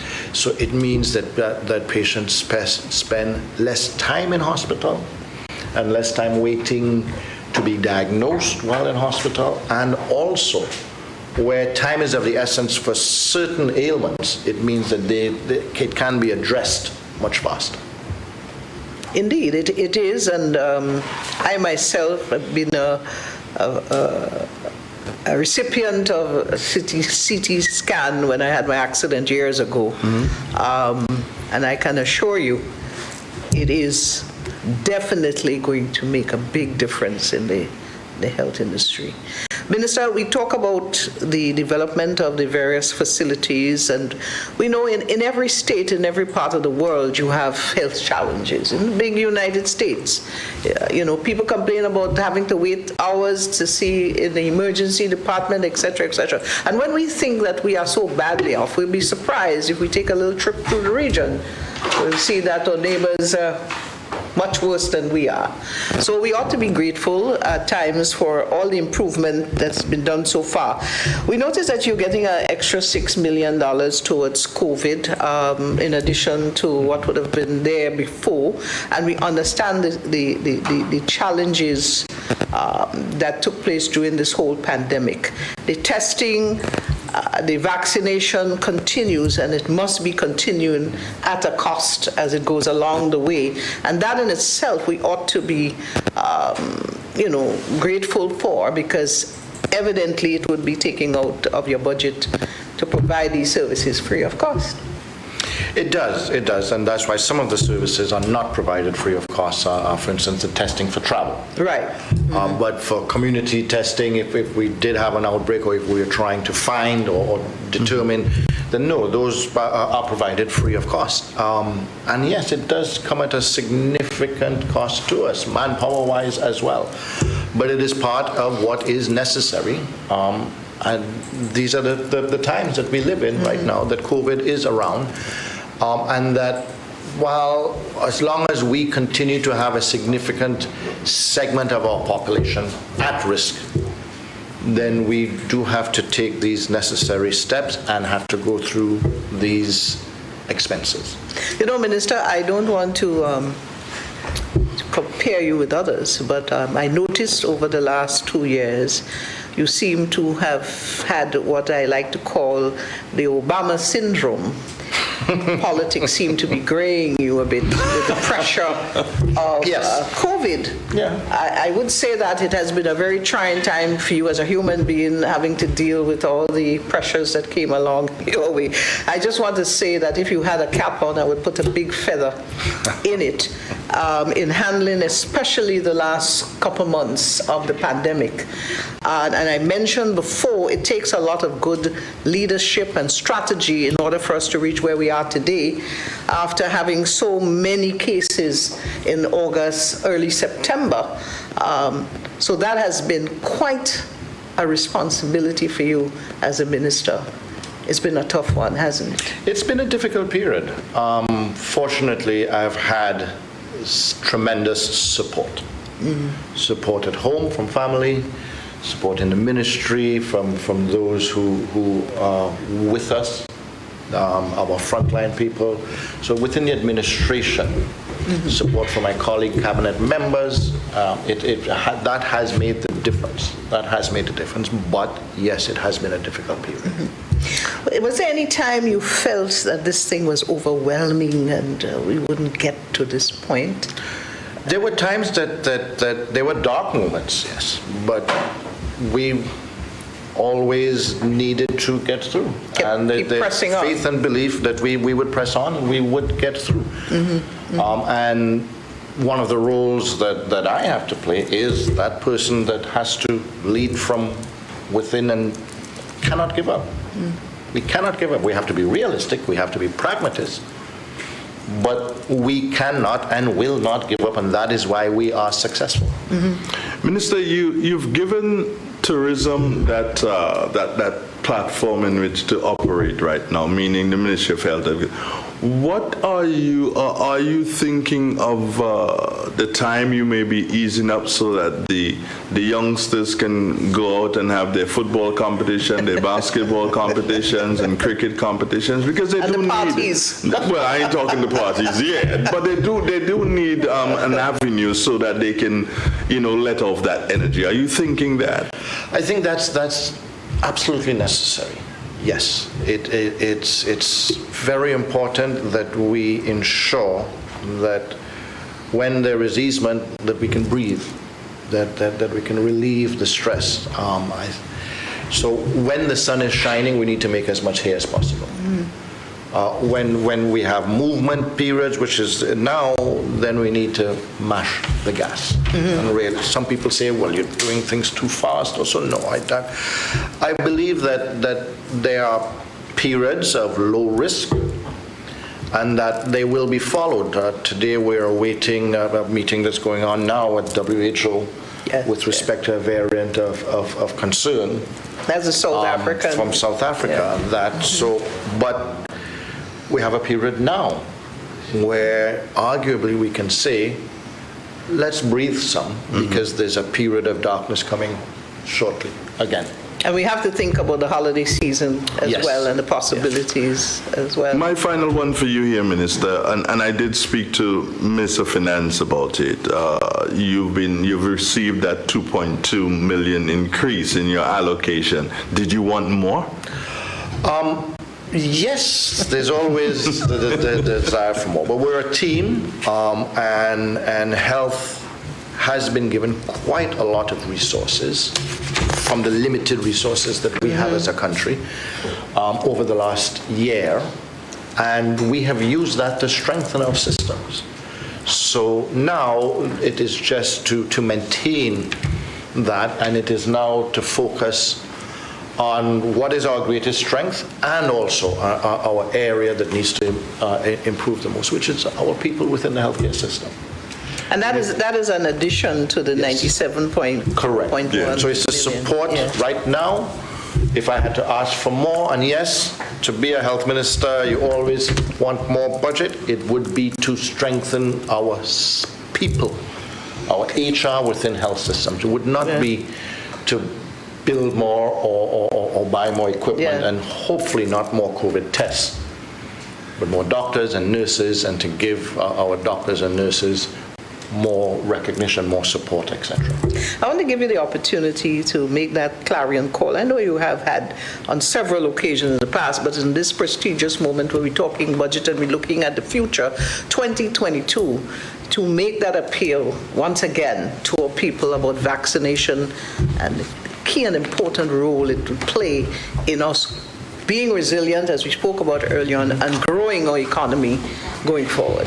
But, Sharma, I think I heard it said by another colleague, health minister, and I think it is appropriate that, yes, vaccination is a choice, and we respect that choice, but basically, vaccination is a necessity now in certain high-risk areas.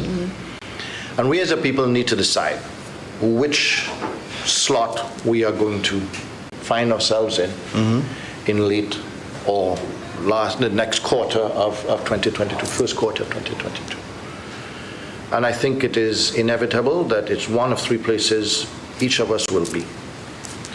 In the group that's vaccinated, in the group that's dead, or in the group that's recovered and suffering from long COVID. And you choose.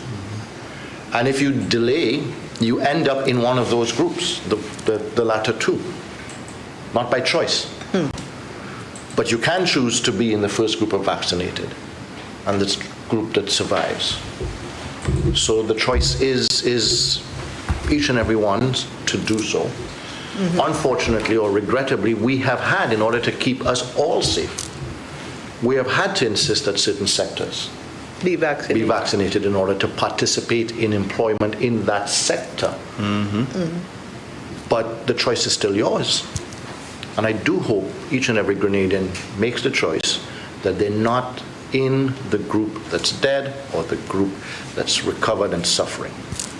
And there is that group. Yes. Although some may not know it, if you get COVID and you're not vaccinated and you survive, the likelihood of you having residue issues is high. Very high. Yes. Minister, I take this opportunity to thank you so very much for being a part of this Government Information Service production. And here is hoping that you have a wonderful rest of Friday. And looking forward, when are you going to be speaking, Monday or Tuesday? Monday or Tuesday, actually. Monday or Tuesday. We're sorting out. But indeed a pleasure. It's a proud moment, I think, this budget, having come through what we've been through, just simply to be able to put such a budget forward. Indeed. Is something that we need to recognize that we've accomplished together and is worthy of recognition. So I just want to thank the team, and the team is Team Grenada. Team Grenada. We all got ourselves to where we are now. And also to say, Andre, that it's good to have you down this side, that we can actually do a face-to-face. Always look forward to being on your program. I say nothing, Minister. You have to come to our house now, the people's house. Thank you, and thank you. Thank you, Minister Steele. It's always a pleasure chatting with you. Yeah. Well, we heard from the Minister of Health, and he has been in the spotlight for the last 2 years with the whole COVID, and especially the period of the pandemic. And Andre, it is important that we press upon our people to use that word resilience, as the Minister described it, as, which is part of the theme of the budget, protecting lives, safeguarding livelihoods, and investing for growth and resilience. And I specifically asked the Minister of Finance to give us a feel as his thoughts on the word resilience, and he did an amazing job by explaining it to us that we have to have that buffer, and our buffer or resilience as a people is all about being vaccinated. You know, Sharma, one thing that stood with me and stayed with me throughout this whole thing is as I listened to the budget and as I went through the budget speech there, one thing is the greater good, Shoma, for the greater number of people. That is the feel I got from this budget, is that the greater good for the greater number of people in Grenada at this particular point in time. And What did you get? I fully agree with you. It's a budget that is very comprehensive, and it takes in just every one of us. It's particularly when you look at the aspect of the gas and the electricity and the various stimulus packages that are there. And it also sends a signal that the government is listening to the people. When they started to complain about the electricity cost and the gas fuel costs, they, got on the ball and listened to the people and came up with some solutions. So we are very hopeful that going forward we can see a lot of benefits. We want to say congratulations to Honorable Kindra Matuin Stewart and Mr. Stewart out there in Carriacou. A baby boy? She had a baby girl. I thought it was going to be a boy. Completion of the family, 2 boys and now a girl. Yeah. So congratulations to her and family out there. We're looking forward to seeing that little baby. And of course, Andre, on that note, we say adieu to our viewers all over the world and also here in Grenada. It's been a long day today for us, but the discussions were very much pertinent at this time. We spoke to the Prime Minister, we spoke to the Minister of Finance himself, Honorable Gregory Bowen, Clarice Modeste, the Minister of Tourism. Tourism is very much on the front burner these days. The cruise ships are coming in. There's some 200 expected between now and May, and most definitely the Minister of Health, as we deal with COVID in living among us at this time. So on behalf of the entire GIS team and my co-host Andre, any final thing you want to say? I love you. I love you too. We bid you adieu, and do enjoy the rest of your day. The budget discussions, debate will continue going forward. So, we say goodbye to you from Parliament House in St. George's.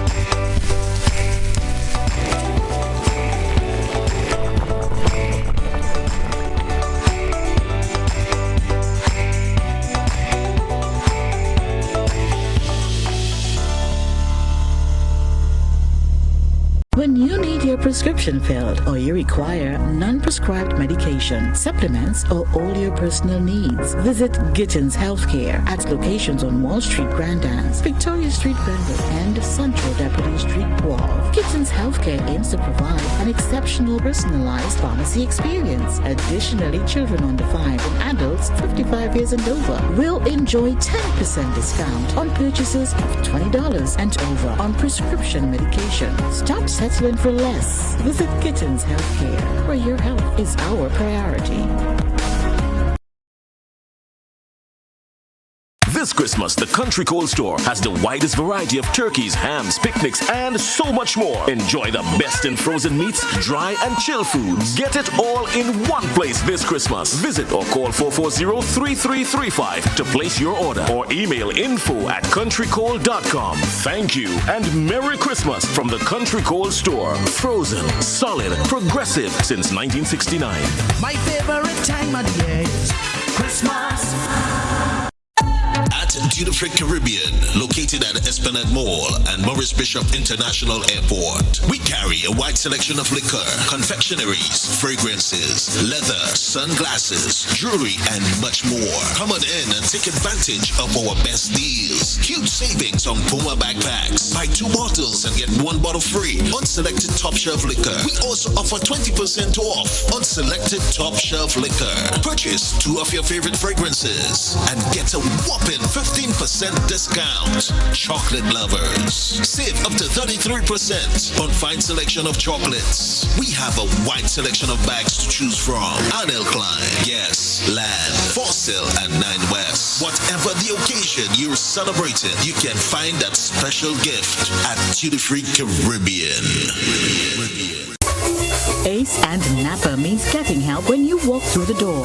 Ace and Napper is variety and quality at the right price. Ace and Napper has everything you will need for the household, for your lawn and patio. Even the highest quality paints, beautifying your home inside and outside. Just the right building supplies you need. And Napper providing the best in automotive supplies and accessories. The guarantee is we are so much more than a hardware store. Ace and Napper on the Morris Bishop Highway and Cross Street in the city. Ace will always be the helpful place.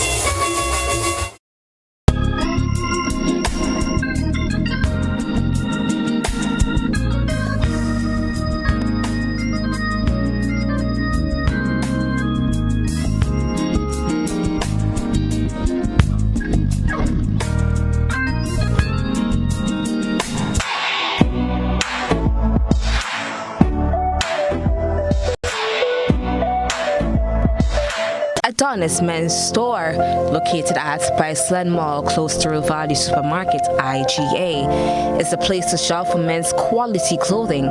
Final discount for the year is now on from November 23rd and continuing for 1 week. Pants, shirts, socks, and more. Some items are as low as easy $10. Also check out the new arrivals for the holiday season. Adonis Store, your favorite quality men's store. Visit today at Spiceland Mall, Grand Island, St. George's.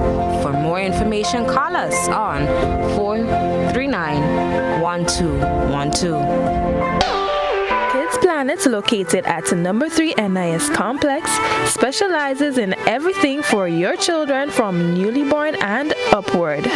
At Kids Planet, you will find clothing, school bags, hair accessories, sandals, shoes, strollers, car seats, bathtubs, baby bags, swings, walkers, playpens, and many more.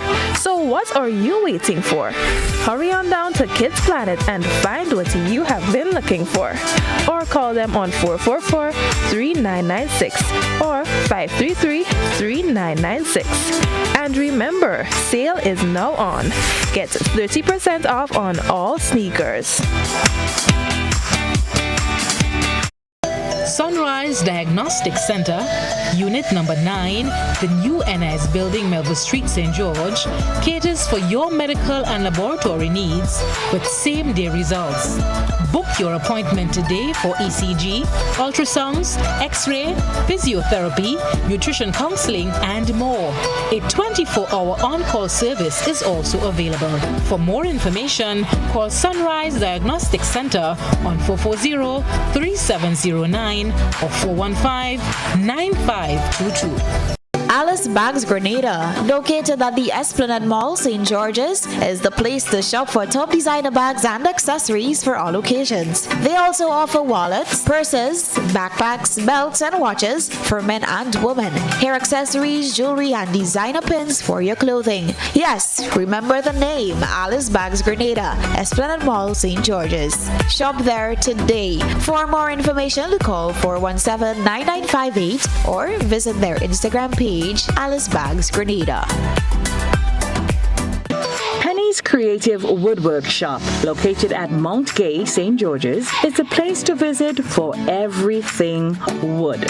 Kitchen cabinets, windows, doors, beds, solid surface countertops, vanity tops, picture frames, specialized moldings, and more. They do installations as well. Call Penny's Creative Woodwork today on 435-4074 or 538-8111 for your free design, consultation, and estimate. Penny's provide a superior product at a competitive price. Are you looking to satisfy your personal church and family religious needs? Then visit the Christian Bookstore on Gore Street, St. George's. They sell Bibles for adults and children, Bible study aids, and greeting cards for any occasion. They offer books on marriages, health, welfare, and more. Also, toys and puzzles for kids. You can have your gift wrapped there as well. Shop at the Christian Bookstore for church accessories like hymn books, communion items, offering plates, stationery items including receipt books, pens, pencils, and envelopes. The staff at the Christian Bookstore is always poised to serve you. Don't miss out. Visit them today on Gore Street, St. George's, or call 440-2289. Are you a small business and would like your business to grow? Do you have an event, products, or services that people should know about? Be wise. Advertise. Book your spot on GBN Shopping Guide. Be part of Grenada's biggest advertising medium, the Grenada Broadcasting Network. Call our sales department now on 440-2446 or 440-3033 or GBN plus the number sign. Email us at sales@gbn.gd. Special conditions apply.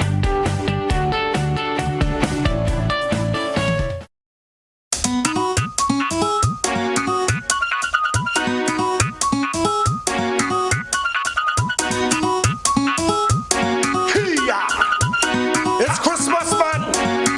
Never, never, higher, higher. Bring drinks, man, bring sips. Your friends are here. Higher, higher, higher, higher. Never. We coming in, bring drinks, man, bring on drinks. I said to bring on sips, man. Never, never. Never, never. Never, never. Never taking one. Never, never. This is a passing by everybody. Everybody turn down in the country. Make sure you suck up your bag. Artists in America. Everything I drinking. Bring the mansion. Bring the babash. Bring the whiskey. Bring the brandy. Bring the vodka. Bring the vodka. Never, never. Never, never. Where you looking? Where you looking? Where you looking? Where you looking? Wake up early Christmas morning to see me house to have nothing. I don't know where the girlfriend gone. I'm so hungry and care about honey. I know you're living fast, so I jump in my car. No, you cannot hide from me 'cause I'm man hungry. I don't know what to do, so I come in by you. Bring out the money to eating dry bread. Where you looking? Where you looking? Where you looking? Where you looking? Hey, them New York come Trinidad, everything cool, everything real fine. Long time you don't come back home to enjoy myself for Christmas. Alright, this girl Caroline, she's a good friend of mine, she always have a real life. But let me tell you this one time, this girl she got the sweetest wine. That really blows my mind. This girl she got the sweetest wine. Then she was on my spine. Well, long time you don't check Caroline for the real fine wine concoction. It make me eye touch the sky, me not lie, me body can't function. So soothing, just soothing, make me move in slow motion. You understand me, Capitan? This girl she got the sweetest wine. That really blows my mind. This girl she got the sweetest wine. Then she was on my spine. Well, Christmas time is here again. It's the fiesta, landing with all your friends. It's the fiesta, gather around the Christmas tree. It's the fiesta, be like Santa or Jolly. It's the fiesta, it's Christmas time again.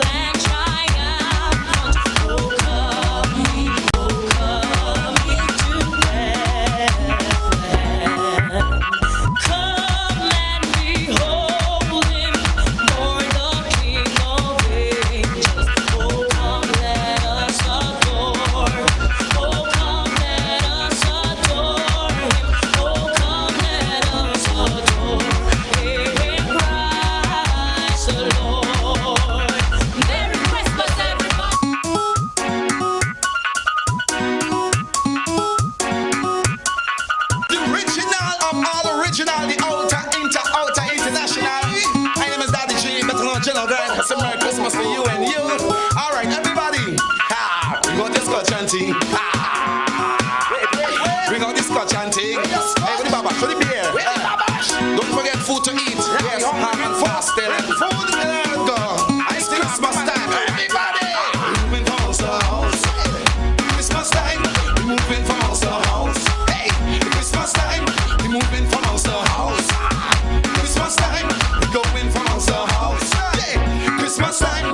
We moving in the city straight to the country. Hey, we go Central Bossy. Hey, we doing celebrating, sharing and giving. Hey, every Sunday banging. Everybody knows something about. We moving from house to house. Christmas time. We moving from house to house. Christmas time. Going from house to house. Hey, Christmas time. We moving from house to house. Yeah, let me go. Early, early Christmas morning. I just finished hanging up my curtain. I don't body hammer do me baking. I feel some sorry I was making. Then I hear my neighbor Patsy. She said she have something for me. As soon as I reach God by she is all kind of thing she offer me. I don't want no rum and ginger beer. I just want your sweet wine. I have so much pastel I could share. Your sweet wine. This time only come but once a year. I just want your sweet wine. Any kind of wine you like, don't care. Just bring it here. Put it on the table. Rest it on the floor. Any way you're able. I'm coming for more. Girl, I want it. Girl, I want it. Girl, I want your sweet wine. Just give me your. Just give me your. Just give me your sweet wine.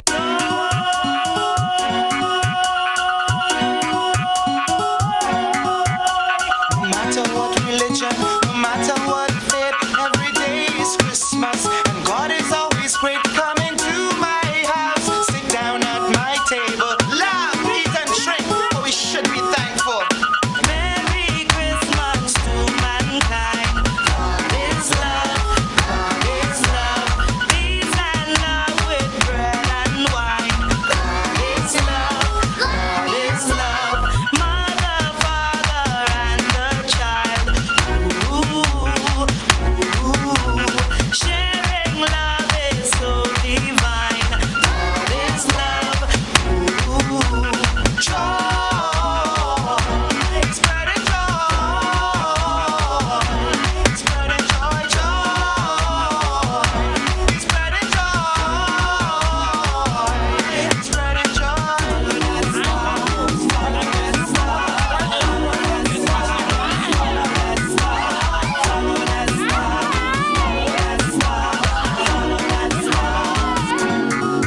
This is Christmas, y'all have a Merry Christmas. This is Christmas, as we drink Lego Christmas. This is Christmas, y'all have a Merry Christmas. This is Christmas, as we drink Lego Christmas. Hey.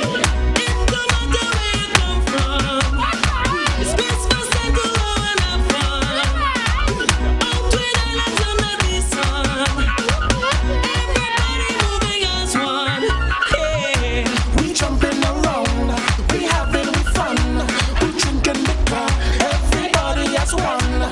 We having a time, Christmas is the line, so drink up your wine. Drink up, drink up. This is Christmas, y'all have a Merry Christmas.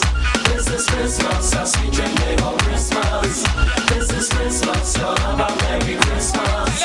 This is Christmas, as we drink Lego Christmas. Hey.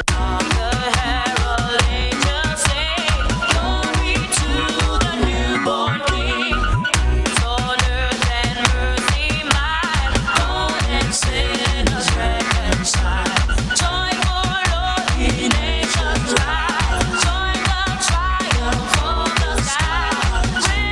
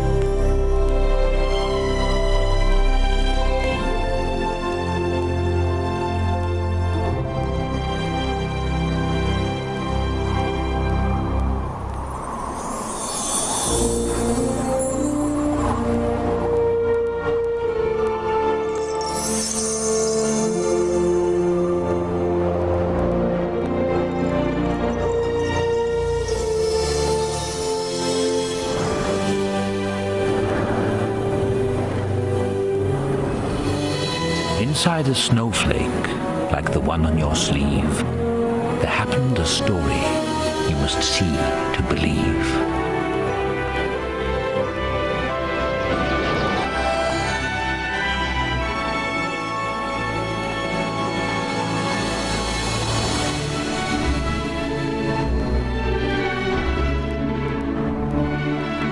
Way up in the mountains, in the high range of Pontoos, lay the small town of Whoville, the home of the Whos.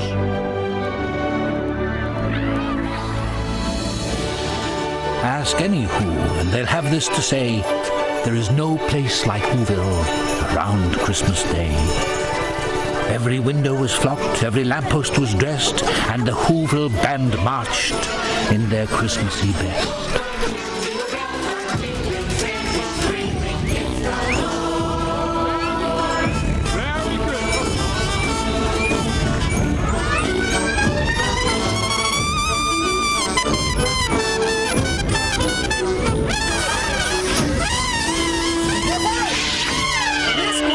Arbor Day was fine, and Easter was pleasant, and every St. Fizzin's Day they ate a fizz pheasant. But every Who knew, from their 12 toes to their snout, they loved Christmas the most, without a single Who doubt. Barfingles welcomes you. Merry Christmas. Thank you for shopping